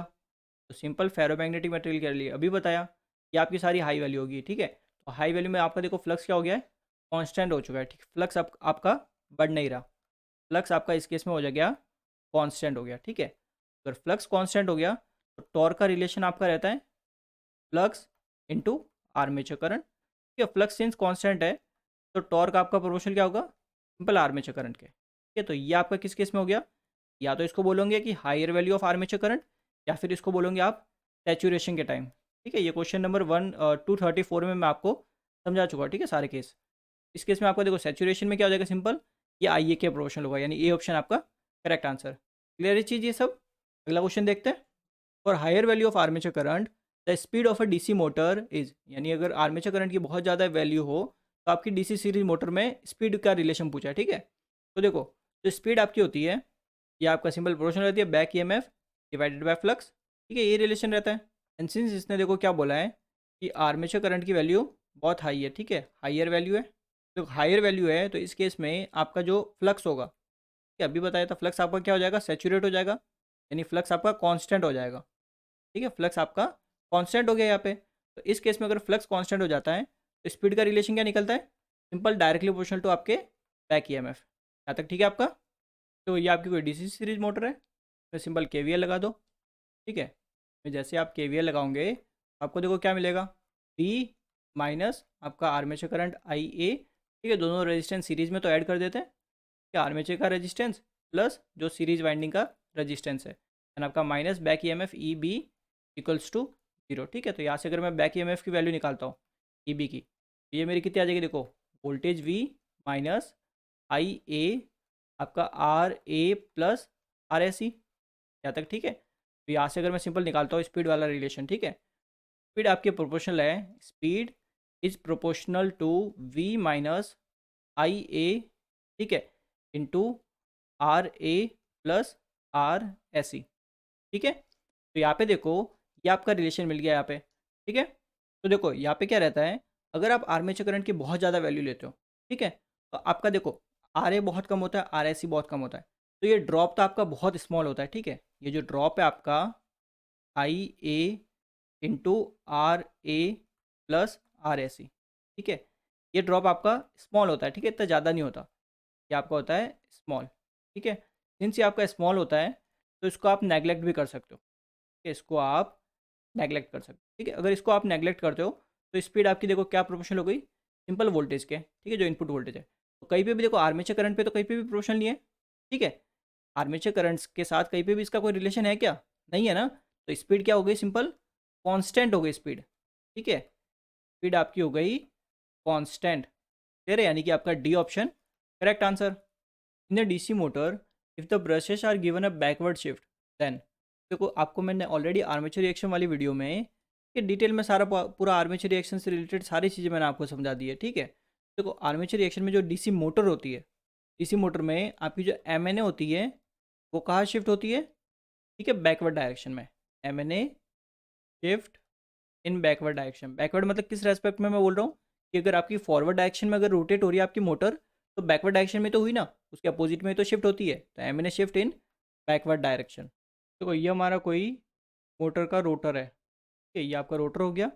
अब देखो मान लेते हैं कि ये जो मोटर का जो रोटर है, जो मोटर क्लॉकवाइज डायरेक्शन में ऐसे रोटेट हो रही है, ठीक है, तो आपकी जो एम एन ए शिफ्ट होगी वो कुछ यहाँ पे शिफ्ट होगी, कि ये आपकी होगी एम एन ए। ठीक है, बैकवर्ड डायरेक्शन में शिफ्ट होती है तो ये आपकी एम एन ए होगी। तो इसने क्या बोला है, देखो ब्रश को भी हम क्या कर रहे हैं, बैकवर्ड शिफ्ट कर रहे हैं, यानी ब्रश को भी हमने यहीं पे शिफ्ट कर दिया, यहाँ पे ये आपके ब्रश हो गए। ठीक है, तो ब्रशेस को हमने कहाँ रखा, एम एन ए पर रखा। तो एम एन ए पर ब्रश रखते तो क्या होता है, स्पार्किंग नहीं होती। ठीक है, ये हमें पता है, तो स्पार्किंग नहीं हुई इसका मतलब क्या हुआ, कम्यूटेशन हमारा इंप्रूव हो गया। तो कम्यूटेशन तो हमारा इंप्रूव हो जाएगा अगर आप ब्रशेस को बैकवर्ड शिफ्ट करते हो तो। यहाँ तक ठीक है। अब देखो हमें भी पता है ये जो एम एन ए होती है ये हमारी एम एन ए है। ठीक है, और जो हमारा आर्मेचर फ्लक्स होता है वो एम एन ए का लॉन्ग होता है हमेशा। ठीक है, फाई ए। तो अब ये देखो ये जो फाई ए है ना, ये किसी पर्टिकुलर एंगल पे है, यानी बीटा एंगल पे है ना यहाँ से। ठीक है, तो इस फाई ए के क्या होंगे, दो कंपोनेंट बन जाएंगे यहाँ पे अभी। ठीक है, इस फाई ए के दो कंपोनेंट बन जाएंगे। ठीक है, एक आपका कंपोनेंट होगा क्रॉस मैग्नेटाइजिंग का और एक आपका कंपोनेंट होगा डीमैग्नेटाइजिंग का। ठीक है, तो डीमैग्नेटाइजिंग वाला कंपोनेंट क्या करेगा, फ्लक्स को कम करेगा। यहाँ तक क्लियर है। अब देखो हमें रिलेशन ऑलरेडी पता है स्पीड वाला, जो स्पीड होती है, ठीक है, ये आपकी प्रोपोर्शनल होती है बैक ईएमएफ डिवाइडेड बाय आपका फ्लक्स। ठीक है, फ्लक्स आपका अगर कम हो रहा है डीमैग्नेटाइजिंग वजह से तो स्पीड आपकी बढ़ जाएगी। तो यानी अगर ब्रशेस को बैकवर्ड शिफ्ट करते हो तो स्पीड आपकी इंक्रीज होगी। ठीक है, यानी both A and C are correct answer, तो आपका एफ हो जाएगा correct answer. A 220 volt DC machine supplies 20 ampere at 200 volt as a generator, ठीक है। The armature resistance is 0.2 ohm if the machine is now operated as a motor at the same terminal voltage and current but with the flux increased by 10%, the ratio of motor speed to generator speed is, ठीक है। Ratio निकालना है आपके motor speed to generator speed का। Clear है चीज़। अब इसमें देखो कुछ बोला तो है नहीं कि कौन सी मशीन है, डीसी शंट है, सीरीज है, ठीक है। तो आप सिंपल क्या करोगे, सेपरेटली एक्साइटेड लेके चलो। क्लियर है। बिकॉज देखो उसमें फ्लक्स का अलग से सर्किट होगा तो उसमें कोई बेजामारी नहीं रहेगी, ठीक है। वरना आप अगर देखो शंट लेके चलोगे तो उसमें आपको देखो सिंपल शंट करंट या फिर फील्ड करंट को नेगलेक्ट करना पड़ेगा, बता रखा है मैंने। और अगर सीरीज लेके चलोगे तो सीरीज फील्ड का जो रेजिस्टेंस है उसको आपको नेगलेक्ट करना पड़ेगा, बिकॉज कुछ डेटा आपको दे नहीं रखा, ठीक है। इसलिए आप सेपरेटली एक्साइटेड लेके चलो। तो पहला देखते हैं जनरेटर के केस में। देखो आर्मेचर रेजिस्टेंस है 0.2 ओम, तो 0.2 ओम, ठीक है। फिलहाल जनरेटिंग वोल्टेज हमें नहीं पता, ठीक है, कि कितना जनरेट कर रहा है ये हमें नहीं पता, बट हमें ये पता है कि टर्मिनल वोल्टेज हमें मिल रहा है 200 वोल्ट, ठीक है। 200 वोल्ट पहली लाइन में दे रखा है, ठीक है, 200 वोल्ट। एंड आपका जो करंट बोला है इसने, ठीक है, ये भी हमें दे रखा है 20 एम्पियर, यहाँ तक ठीक है। ये डेटा हमें दे रखा है। तो यहाँ पे सिंपल केवीएल लगाओ। आपका देखो केवीएल क्या आ जाएगा, simple E G minus armature current 20 ampere multiplied with 0.2, ठीक है, देन माइनस आपका 200 वोल्ट इक्वल्स टू 0।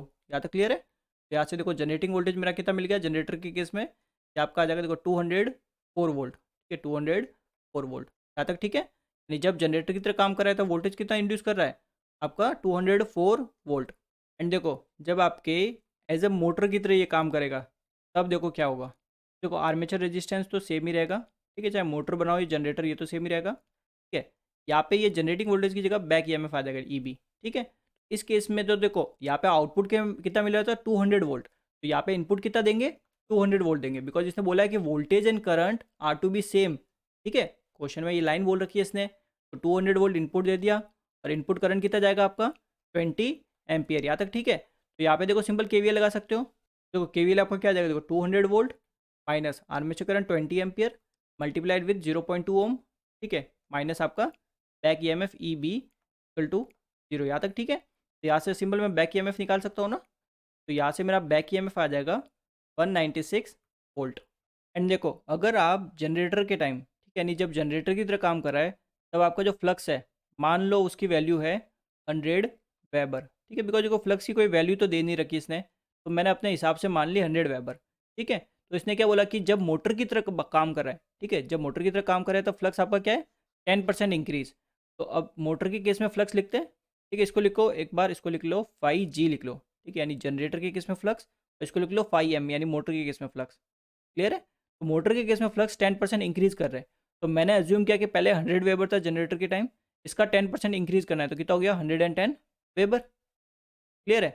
देखो या तो आप ऐसे कर सकते हो या फिर सिंपल मान सकते हो कि मान लो कि जनरेटर के टाइम फ्लक्स था मेरा 5, ठीक है, तो मोटर के केस में मेरा कितना हो जाएगा 1.15।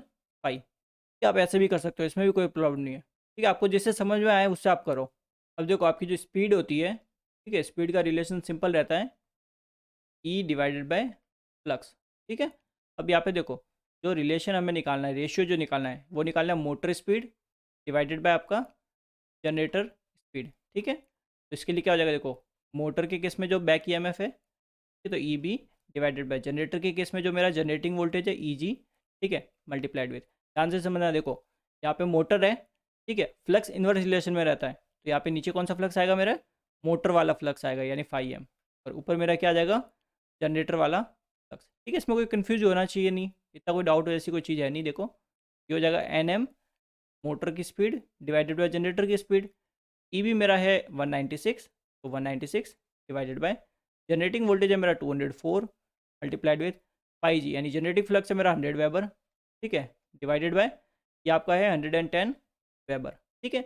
या तो आप ऐसे करते हैं या फिर देखो इसकी क्या रखते हैं कि मान लिया जनरेटिंग फ्लक्स है, जनरेटर में मेरा फ्लक्स है 5, ठीक है, तो मोटर में 10% मैंने इंक्रीज़ किया, तो 10% इंक्रीज़ किया मतलब 1.15 हो गया, ठीक है। तो यहाँ पे ये 5 से 5 एट द एंड आप कैंसिल ही करते हैं, ठीक है। तो मैं क्या लिख रहा था यहाँ पे 100/110, ठीक है, तब भी आपको यही जगह मिलती है, ठीक है, यही वैल्यू आपको मिलती है उस टाइम भी, ठीक है। तो इतना कोई कन्फ्यूज होने की जरूरत नहीं है आपको, ठीक है, सेम ही डेटा मिलेगा। तो NM डिवाइडेड बाय NG, ठीक है, इसको सिंपल सॉल्व कर दो, ये आपका आ जाएगा 0.87।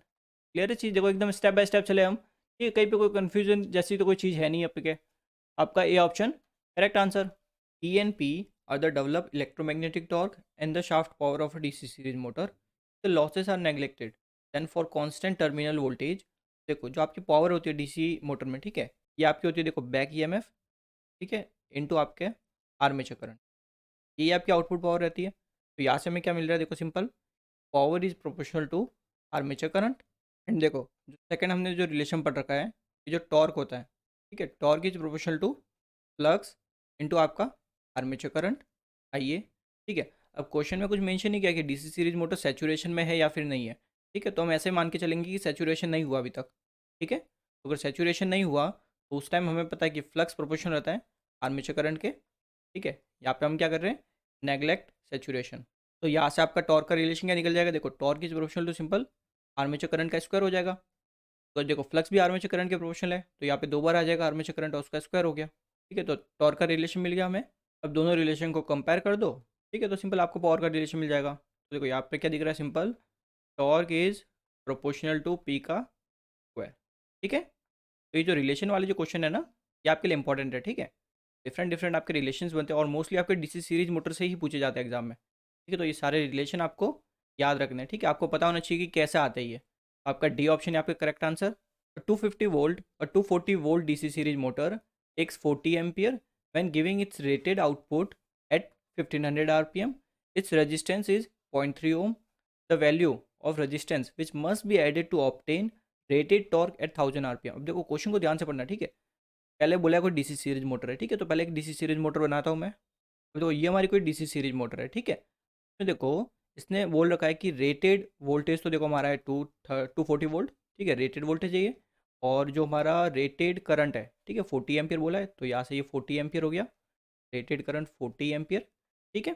अब देखो जो इसने रजिस्टेंस बोला है 0.3 ओम बोला है, तो यानी कि मतलब क्या, डीसी सीरीज मोटर में आर्मेचर का रेजिस्टेंस और फील्ड वाइंडिंग का रेजिस्टेंस दोनों का मिला के 0.3 है, ठीक है। तो यहाँ पे ये हो गया 0.3 ओम, ठीक है। तो मैंने 0.3 ओम यहाँ पे लिख दिया, यहाँ तक ठीक है आपका। यहाँ पे ये बैक ईएमएफ हो जाएगा ई बी, ठीक है, ये आपका हो गया बैक ईएमएफ, यहाँ तक आपका सब ठीक है। अब देखो मैं सिंपल क्या करता हूँ, मैं केवीएल लगाता हूँ। मैं केवीएल लगाऊंगा तो क्या होगा, 240 वोल्ट, ठीक है, माइनस 40 एम्पियर मेरा करंट है, ठीक है, मल्टीप्लाइड विथ 0.3 ओम मेरा रेजिस्टेंस है, देन माइनस मेरा बैक ईएमएफ ई बी, ठीक है, इक्वल्स टू 0। यहाँ तक ठीक है आपका। तो यहाँ से मेरे को जो बैक ईएमएफ मिलेगा ई बी, ठीक है, ये मेरा आ गया 228 वोल्ट। यहाँ तक क्लियर है आपका। अब देखो इस केस में स्पीड कितनी दी है, ठीक है, इसने रेटेड स्पीड दे रखी है ना, देखो रेटेड आउटपुट एट 1500 आरपीएम। ये जो स्पीड है इस केस में, ठीक है, ये हमारी कितनी है 1500 आरपीएम, ठीक है। सिंस आपके देखो दो केसेस में, तो इसको मैं EB1 लिख लेता हूँ और इसको N1 लिख लेता हूँ, ठीक है। और हमारा जो आर्मेचर करंट है इस केस में देखो IA1, ठीक है, ये आपका कितना है 40 एम्पियर, यानी फर्स्ट केस वाला 40 एम्पियर है ना, ठीक है। तो ये सारा हो गया, ये सब सारी चीज़ें हमारी क्या है, ये सब रेटेड वैल्यू है, ठीक है, बिकॉज हमारा रेटेड आउटपुट बोला है इसने। तो देखो पहले आपका क्या हो रहा था कि आपको रेटेड टॉर्क मिल रहा था, ठीक है। मान लो देखो रेटेड टॉर्क टी, ठीक है, ये आपका क्या है रेटेड टॉर्क है, ये आपको मिल रहा था कितने 1500 आरपीएम पर, ठीक है, 1500 आरपीएम पर। फर्स्ट केस में यही था। सेकेंड केस में क्या हुआ, हमें जो रेटेड टॉर्क मिल रहा है, ठीक है, टॉर्क रेटेड टॉर्क ये हमें मिल रहा है 1000 आरपीएम, ठीक है। तो बेसिकली हमें देखो फर्स्ट केस में rated torque 1500 RPM, second case में 1000 आरपीएम। अब हमें 1000 आरपीएम पे चाहिए ना रेटेड टॉर्क, तो इसके लिए बोला कि कितना रजिस्टेंस हम इंसर्ट करें, ये बताना है, ठीक है चीज़। तो देखो सिंपल, देखो रेटेड टॉर्क तो दोनों केस में सेम होगा, ठीक है, टॉर्क तो रेटेड टॉर्क तो सेम ही रहेगा ना, बस कम स्पीड पर हमें रेटेड टॉर्क चाहिए, ठीक है, उसके लिए रेजिस्टेंस फाइंड करना है। टॉर्क तो हमारा सेम है, यहाँ तक क्लियर है हमारा। देखो रेटेड टॉर्क दोनों केस में सेम रहेगा। तो देखो डीसी सीरीज मोटर में क्या रहता है, आपका जो टॉर्क होता है ये प्रोपोर्शनल रहता है फ्लक्स इंटू आर्मेचर करंट के, एंड फ्लक्स आपका आर्मेचर करंट के प्रोपोर्शनल रहता है, तो यहाँ से हमें रिलेशन मिलता है आर्मेचर करंट के स्क्वायर के आपका टॉर्क प्रोपोर्शनल होता है, ठीक है। तो यहाँ से अगर देखो मेरा फर्स्ट केस में रेटेड टॉर्क था टी, ठीक है, तो सेकंड केस में भी मेरा रेटेड टॉर्क कितना होगा टी, बिकॉज देखो मशीन का कोई जो रेटेड टॉर्क है वो तो दोनों ही केस में सेम रहेगा ना। बस आप क्या कर रहे हो, एक बार ज़्यादा स्पीड पे रेटेड टॉर्क ऑप्टेन कर रहे हो, एक बार कम स्पीड पे ऑप्टेन कर रहे हो। अब कम स्पीड पे अगर आपको रेटेड टॉर्क चाहिए तो कुछ रेजिस्टेंस आपको ऐड करना पड़ेगा, तो बस उस रेजिस्टेंस की वैल्यू बता दीजिए, ये इसने बोला है, ठीक है। तो देखो फर्स्ट केस वाला rated torque T, second case वाला भी मेरा रेटेड टॉर्क टी, क्लियर है। और यहाँ से सिंपल क्या हो जाएगा, आर्मेचर करंट मेरा फर्स्ट केस वाला, ठीक है, इसका स्क्वायर डिवाइडेड बाय तेरा आर्मेचर करंट सेकंड केस वाला IA2 का स्क्वायर। यहाँ तक ठीक है। तो ये तो मेरा सेम है दोनों ही केस में रेटेड टॉर्क, तो ये तो कैंसिल आउट हो गए। तो यहाँ से मेरे को क्या मिला कि जो फर्स्ट केस में मेरा आर्मेचर करंट है वही मेरा सेकंड केस में होगा। ठीक है, यही मैं आपको समझाना चाहता था।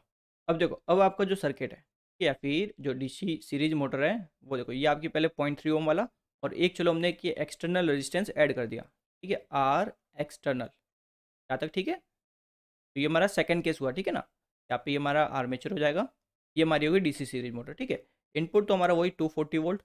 ठीक है, करंट हमने अभी पता किया कि दोनों ही केस में सिंस हमें सेम रेटेड टॉर्क ऑब्टेन करना है, बस कम स्पीड पर करना है, तो उसके लिए हमने रेजिस्टेंस ऐड कर दिया। तो सेम टॉर्क अगर हमें लाना है, ऑब्टेन करना है, तो आर्मेचर करंट सेम रखना पड़ेगा, यानी सेम होगा आर्मेचर करंट।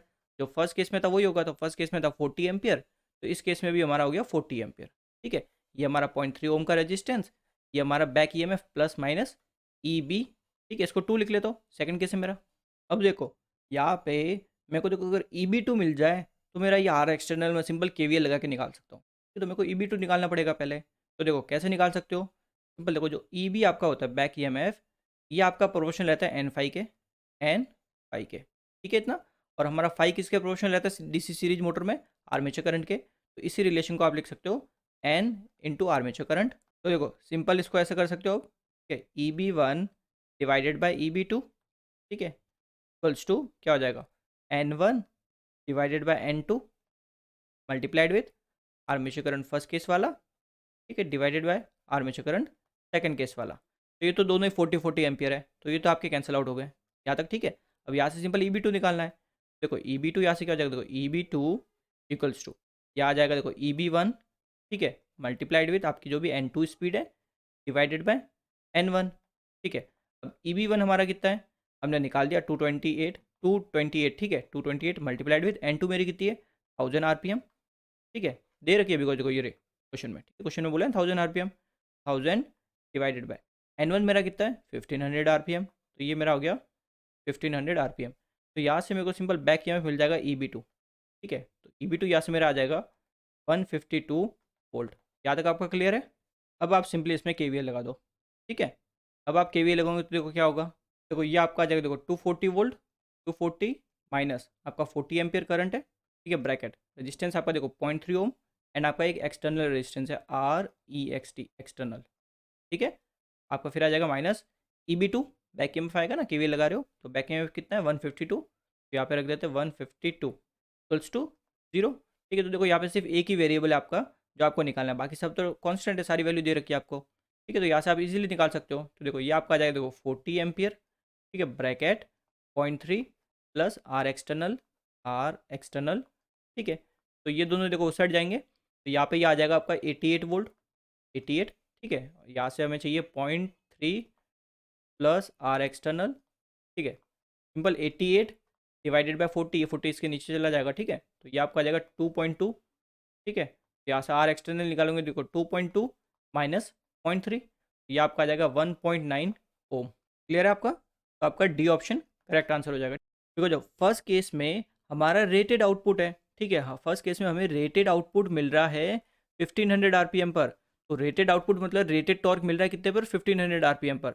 सेकेंड केस में इसने बोला टॉर्क बताइए। ठीक है, कौन सा टॉर्क, रेटेड टॉर्क बताना है। ठीक है, तो फर्स्ट केस में जो रेटेड टॉर्क था वही तो आपका बाद में होगा, सेकंड केस में रेटेड टॉर्क होगा। ठीक है, रेटेड टॉर्क तो सेम ही रहेगा ना, बस हमें कम स्पीड पे रेटेड टॉर्क चाहिए। अगर कम स्पीड पे चाहिए तो एक रेजिस्टेंस एक्स्ट्रा हमें ऐड करना पड़ेगा सीरीज में। ठीक है, तो वो रेजिस्टेंस की वैल्यू जरा बताइए कि कितनी होगी। ठीक है इतना, तो आपका डी ऑप्शन करेक्ट आंसर है। अगला क्वेश्चन देखते हैं। In comparison to shunt and compound motor, a DC series motor develop high torque at start, it is due to comparatively. अब देखो डीसी सीरीज मोटर में क्या रहता है, आपका जो फ्लक्स है, ठीक है, वो सीधा डिपेंड करता है आपके आर्मेचर करंट पे। ठीक है, या फिर बोल सकते हो सीधा जो आप सप्लाई कर रहे हो करंट।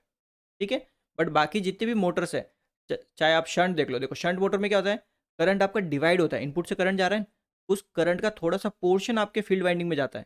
ह्यूमिलिटी में भी ऐसा ही है। ठीक है, बट डीसी सीरीज मोटर ही ऐसा है जिसमें आपका पूरा का पूरा करंट सीरीज वाइंडिंग के थ्रू फ्लो होता है।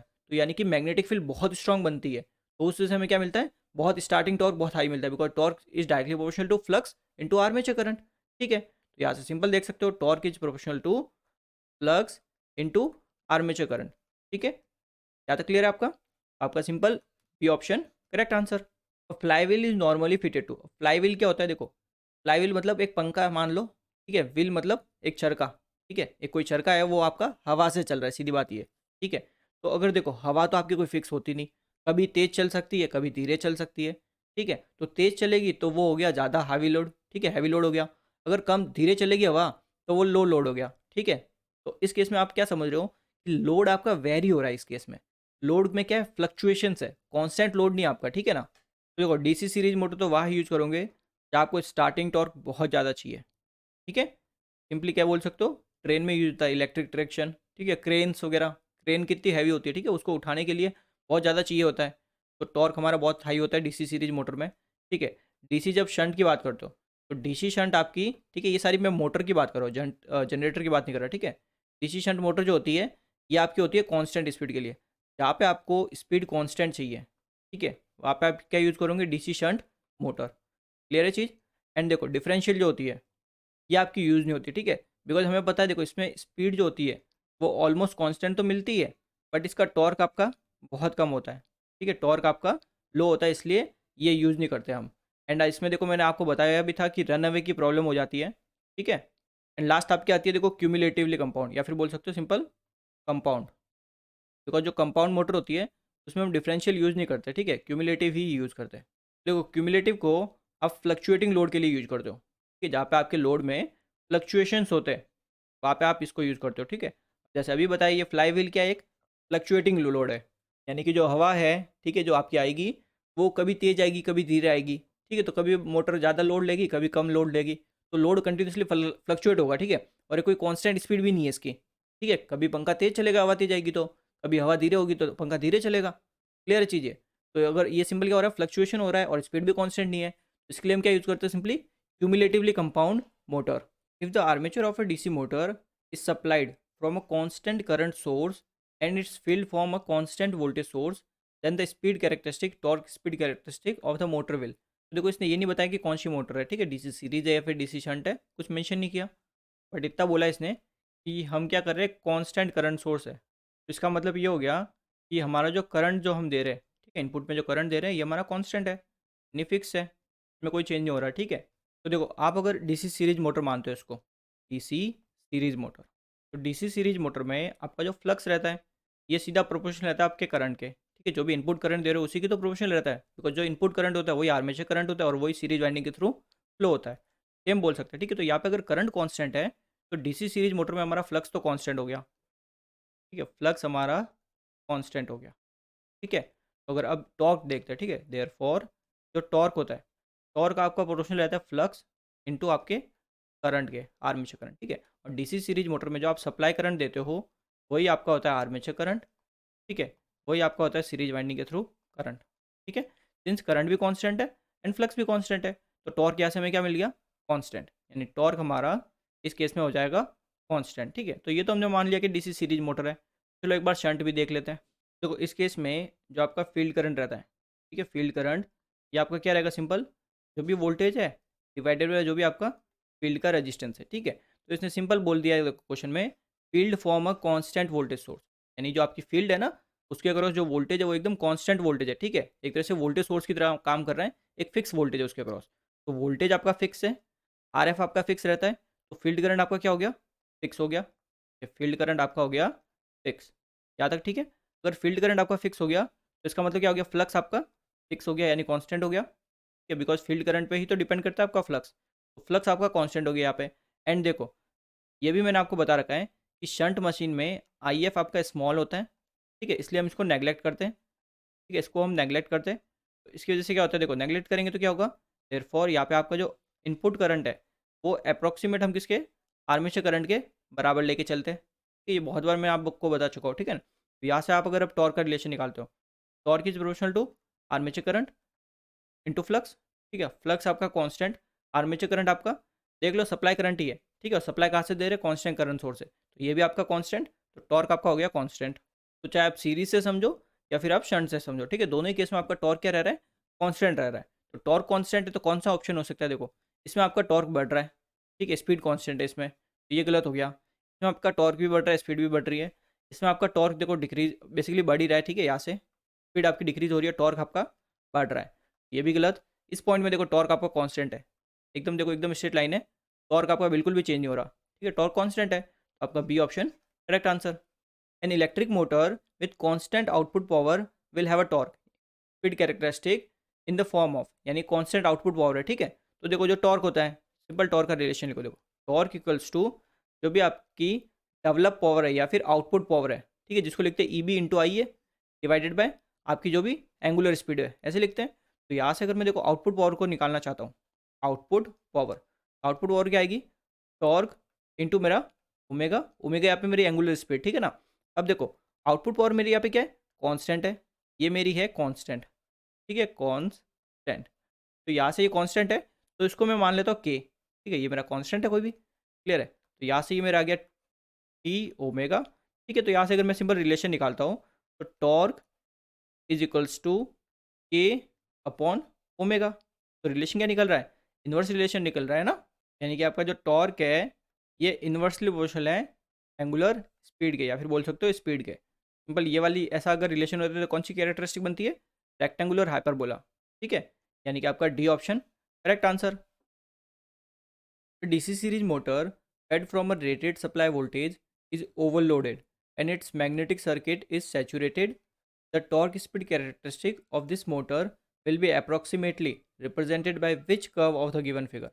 अब देखो है कौन सी डीसी सीरीज मोटर और इसका आपका हो गया है सैचुरेशन, क्लियर है इतनी चीज़। तो ये आपकी कोई डीसी सीरीज मोटर मान लो, ठीक है, इसमें आप सप्लाई वोल्टेज दे रहे हो वी एंड आपका जो करंट फ्लो होगा, ठीक है, जो इनपुट करंट है ये हो गया मान लो series current I S C, ठीक है। तो यहाँ पे लिख लेते हैं चलो आर्मेचर करंट, सब सेम ही होंगे सीरीज मोटर में, ठीक है। ये सीरीज वाइंडिंग का रेजिस्टेंस आर एस सी और ये आपका फ्लक्स आर्मेचर का, तो यहाँ पे ये हमारा हो जाएगा बैक ई एम एफ, यहाँ तक ठीक है। अब क्वेश्चन में मेंशन किया है सेचुरेटेड, इसका मतलब होता है देखो जितने भी आपके फेरोमैग्नेटिक मटेरियल्स होते हैं ये एक पर्टिकुलर ऐसा पॉइंट आता है जिसके बाद देखो करंट कितना भी बढ़ा दो फ्लक्स आपका नहीं बढ़ता, यानी कि अगर ये आपका फ्लक्स है और ये आप करंट इनपुट दे रहे हो, ठीक है, तो करंट को बढ़ाने के साथ साथ फ्लक्स भी बढ़ेगा, ठीक है, फेरोमैग्नेटिक मटेरियल में यही रहता है। बट एक पॉइंट ऐसा आता है कि उसके बाद आप करंट को कितना भी बढ़ा दो फ्लक्स आपका बढ़ना बंद कर देता है, यानी फ्लक्स आपका एक तरह से कांस्टेंट हो जाता है या फिर जिसको बोलते हैं सैचुरेट हो जाता है, ठीक है। तो ये तो आपका अनसैचुरेशन वाला रीजन है, ये आपका सैचुरेशन को रिप्रेजेंट। सीरीज में आपका आर्मेचर करंट और सीरीज करंट सेम हो गए, ठीक है, एंड आपका जो फ्लक्स है वो सीधा डायरेक्टली प्रोपोर्शनल आपके आर्मेचर करंट के साथ, ठीक है, जितना ज़्यादा आर्मेचर करंट उतना ज़्यादा सीरीज में फ्लक्स प्रोड्यूस होगा, ठीक है। ये आपका कब रहता है, अनसैचुरेटेड के केस में, ठीक है ना, बिकॉज अगर सैचुरेशन हो जाएगा तो फ्लक्स तो कॉन्स्टेंट ही हो जाएगा ना, ठीक है। तो यहाँ से अगर मैं इस रिलेशन को थोड़ा सॉल्व करता हूँ, ठीक है, ये अगर मैं साइन हटाता हूँ तो कोई कांस्टेंट मेरे को लेना पड़ेगा, तो ले लेता हूँ के वन, के वन इंटू आई ए, यहाँ तक क्लियर है। एंड आपका जो बैक ई एम एफ होता है, ठीक है, बैक ई एम एफ को लिख लेते हैं के टू इंटू एन फाइव, ठीक है, बिकॉज देखो यहाँ पे क्या होता है back E M F is proportional to N phi, proportional sign को हटा दो और एक कांस्टेंट लगा दो, तो यहाँ पे सिंपल एक कांस्टेंट लगा दिया, यहाँ तक क्लियर है आपका। अब देखो अगर मैं यहाँ पे के वी एल लगाता हूँ, ठीक है, इस लूप में अगर के वी एल लगाता हूँ तो ये क्या आ जाएगा मेरा, के वी एल लगाऊंगा तो सिंपल देखो E B equals to V minus I R है, ठीक है, सिंपल के वी एल लगा के रीअरेंज कर दो आपको ये इक्वेशन मिल जाएगी, ठीक है। ई बी की वैल्यू हमने अभी पता की क्या है, के टू एन फाइव, तो के टू एन फाइव, ठीक है, equals to V minus I A into R A, I A into R A. मेरे को चाहिए स्पीड और टॉर्क के बीच में रिलेशन ना, तो पहले यहाँ से स्पीड निकाल देता हूँ, तो स्पीड आ जाएगी देखो V minus I A into R A divided by आपका क्या आ जाएगा सिंपल के टू पाई, यहाँ तक आपका ठीक है। तो इसको देखो थोड़ा और अगर सिंपलीफाई करता हूँ तो यहाँ से देखो सिंपल इसको मैं तोड़ देता हूँ, ठीक है, तो यहाँ से ये हो जाएगा देखो V divided by K two phi, ठीक है, के टू फाइव माइनस आपका armature current I A into R A divided by आपका के टू फाइव, क्लियर है, ये हमारा आ गया स्पीड का रिलेशन। अब देखो दो केस लेके चलते हैं, ठीक है, दोनों समझ लेते हैं, अनसेचुरेटेड और सेचुरेटेड में। देखो अनसेचुरेटेड में आपका फ्लक्स कांस्टेंट नहीं हुआ है अभी तक, यानी लीनियर रिलेशन यहाँ पे आप साफ देख सकते हो, ठीक है, करंट के बढ़ने के साथ फ्लक्स भी आपका बढ़ता है, ठीक है, ये लीनियर रीजन हो गया, करंट के साथ फ्लक्स बढ़ रहा है, तो यहाँ से हमने रिलेशन क्या लिखा, फाइव इक्वल्स टू के वन इंटू आई ए, ठीक है। तो सिंपल क्या करो, ये जो स्पीड वाली इक्वेशन आई ना, ठीक है, इसमें जहाँ जहाँ पे फ्लक्स है उसकी जगह के वन आई ए रख दो, तो यहाँ से सिंपल देखो अब जो स्पीड वाला जो रिलेशन है यहाँ पे एन एन आपका बन जाएगा देखो V divided by K1 K2, ठीक है, इंटू आई ए, क्लियर है, माइनस यहाँ पे ये हो जाएगा देखो I A into R A divided by K1 K2 I A. यहाँ तक ठीक है आपका। तो देखो यहाँ पे ये आर्मेचर करंट से तो ये तो कैंसिल आउट हो गया, ठीक है। अब यहाँ पे देखो साफ आपको दिख रहा होगा, देखो इस वाले पोर्शन में तो कोई आई है नहीं, सिर्फ यहाँ पे ये वी के नीचे है एक आई है। तो यहाँ से आपको क्या दिख रहा है, जो स्पीड है, ठीक है, अनसेचुरेटेड के टाइम ये इन्वर्स रिलेशन में रह रही है आपके आर्मेचर करंट के। क्लियर है चीज़। यहाँ से आपको ये रिलेशन मिल गया। तो ऐसा रिलेशन होता है तो कैसा कर्व बनता है, एक रेक्टेंगुलर हाइपरबोला बनता है। सेकंड देखो, जब ये क्वेश्चन में जो पूछा ना ये वाला देखते केस, ठीक है, कौन सा केस है ये, सैचुरेटेड वाला, यानी सैचुरेशन आपका हो गया, ठीक है। सैचुरेशन हो गया इसका मतलब फ्लक्स आपका क्या हो गया, कांस्टेंट हो गया, ठीक है, फ्लक्स अब आपका नहीं बढ़ रहा। क्लियर है इतना। तो यहाँ से देखो अब अगर आप रिलेशन लिखते हो, ठीक है, तो स्पीड का रिलेशन क्या हो जाएगा, स्पीड इक्वल्स टू वी, ठीक है, डिवाइडेड बाय K2, ठीक है। यहाँ पे ये फ्लक्स आपका हो गया कांस्टेंट, ठीक है, कांस्टेंट हो गया है। ज़्यादा क्लियर है। देन ये आपका minus I A into R A divided by, यहाँ पे ये हो गया K2 इंटू पाई आपका कांस्टेंट हो गया, ठीक है। अब सिंस देखो K2 आपका एक कांस्टेंट है और फ्लक्स भी आपका कांस्टेंट हो गया, तो इनको मिला के कोई एक नया कांस्टेंट लिख लो यहाँ पे, ठीक है। तो क्या लिख सकते हो, जैसे देखो n equals to P divided by कोई भी एक नया कांस्टेंट लिख लेता हूँ K3, ठीक है, बिकॉज फ्लक्स भी मेरा कांस्टेंट हो गया, माइनस यहाँ पे हो जाएगा देखो I A into R A divided by ये भी मेरा कांस्टेंट हो गया, ठीक है। तो इसको भी लिख लेते हैं, सेम ही चीज़ें दोनों, तो ये भी आपका K3 हो गया, ठीक है, कांस्टेंट हो गया। एंड देखो आपका जो टॉर्क होता है, ठीक है, यहीं पे लिख लेता हूँ मैं, देखो जो टॉर्क होता है, ये टॉर्क आपका, ये आपका प्रोपोर्शनल रहता है फ्लक्स इनटू आपके आर्मेचर करंट के, ठीक है। बट सिंस आपका फ्लक्स कांस्टेंट है, ठीक है, तो फ्लक्स को यहाँ पे हटा दो, कांस्टेंट है, तो यहाँ से आपका सिंपल जो टॉर्क है ये सिर्फ आपके आर्मेचर करंट के प्रोपोर्शनल है, ठीक है। बिकॉज देखो सेचुरेशन की बात करें तो सेचुरेशन में फ्लक्स तो कांस्टेंट हो गया ना, सेचुरेशन में टॉर्क वाला ये वाला रिलेशन हो जाएगा, ठीक है, torque is proportional to armature current. तो यहाँ पे जहाँ पे आर्मेचर करंट है इसकी जगह लिख लो आप टॉर्क, ठीक है। तो यहाँ से ये क्या हो जाएगा, देखो एन इक्वल्स टू पी, ठीक है, डिवाइडेड बाई K3, ठीक है, कोई कॉन्स्टेंट है K3, माइनस यहाँ पे आ गया टी मतलब टॉर्क, ठीक है, multiplied with R A divided by K3। यहाँ तक आपका ठीक है। अब देखो क्वेश्चन में जब आप कर्व देखते हो, ठीक है, ये जो कर्व दे रखा है वाई एक्सिस पर स्पीड है और एक्स एक्सिस पर आपका टॉर्क है, ठीक है। तो देखो सिंबल में कंपेयर करता हूँ, देखो ये आपका है वाई एक्सिस, ठीक है, इक्वल्स टू ये मेरा कोई कांस्टेंट है, माइनस यहाँ पे ये देखो ये जो आर ए अपॉन K3, ठीक है, ये मेरा हो गया स्लोप एम इंटू ये मेरी एक्स एक्सिस, तो एक्स एक्सिस पर देखो मेरा टॉर्क है, ठीक है, वाई एक्सिस पे मेरा स्पीड है। तो ये इक्वेशन जो बन रही है कैसी इक्वेशन है, ये एक स्ट्रेट लाइन की इक्वेशन होती है, ठीक है, और इसमें स्लोप आपका क्या है, नेगेटिव है। स्लोप नेगेटिव का मतलब क्या होता है कि नीचे की तरफ शिफ्ट होती है। नॉर्मली आप स्लोप कैसे बनाते हो, तो ऊपर की तरफ ऐसे स्लोप बनाते हो तो वो पॉजिटिव स्लोप होता है, अगर इसी को आप ऐसे नीचे की तरफ बना रहे हो तो वो नेगेटिव स्लोप होगा। ये चीज़ आपकी क्लियर है। तो ये आपकी जो कैरेक्टरिस्टिक बनेगी, ठीक है, वाई और एक्स के बीच में, यानी स्पीड और टॉर्क के बीच में। तो सिंपल देखो यहाँ से अगर इस पॉइंट से लेते हैं, ठीक है, अगर कोई आपका ये वाला कोई स्लोप है मान लो एकदम स्ट्रेट, ठीक है, अब सिंस यहाँ पे ये नेगेटिव है तो ये स्लोप क्या हुआ, नीचे की तरफ शिफ्ट हो गया। तो ये नीचे की तरफ शिफ्ट कौन सा है, देखो आपका ये बी वाला, ठीक है, बी देखो एकदम स्ट्रेट लाइन है यानी एकदम स्लोप है, ठीक है, बस नीचे की तरफ शिफ्ट हो चुका है, नीचे की शिफ्ट हुआ इसका मतलब स्लोप आपका नेगेटिव है। यहाँ तक क्लियर है आपका। तो ये आपका क्या हो जाएगा, बी कर्व क्या हो जाएगा, करेक्ट आंसर हो जाएगा सेचुरेशन के टाइम, ठीक है, यानी कि आपका बी ऑप्शन करेक्ट आंसर होगा। ठीक है, अनसेचुरेटेड के टाइम जो रिलेशन आ रहा था टॉर्क के बीच में, ये आपका आता था N is inversely proportional to root of torque T, ऐसा कुछ बन रहा था। इस टाइम में जो आपकी कैरेक्टरिस्टिक बनती है स्पीड और टॉर्क के बीच में अनसेचुरेटेड टाइम, ठीक है, वो कुछ ऐसी आपकी ये बन रही थी। क्लियर है, ऐसी कुछ बन रही थी। और इसमें आपका सिंपल थोड़ी सी ड्रूपिंग कैरेक्टरिस्टिक होगी, यानी थोड़ा सा ये नीचे ड्रॉप हो जाएगा, इस बेस लाइन से नीचे थोड़ा ड्रॉप हो गया, इसलिए ड्रूपिंग कैरेक्टरिस्टिक। और नीचे ही क्यों ड्रॉप हुआ, बिकॉज आप साफ देख सकते हो स्लोप आपका नेगेटिव है, इसलिए नेगेटिव शिफ्ट हुआ है। ये तक आपकी क्लियर है चीज़। और यहाँ पे जो देखो मेरा ये कांस्टेंट रहेगा, ठीक है, ये जो कर्व है ना, ये वाला जो पॉइंट है ये कांस्टेंट, ठीक है, ये कांस्टेंट कितना रहेगा, ये हो जाएगा मेरा V/K3। क्लियर है चीज़ ये। आपका बी ऑप्शन करेक्ट आंसर हो गया। तो आज के लिए बस इतना ही करेंगे, बाकी क्वेश्चन हम अगली वीडियो में करेंगे। Thank you very much.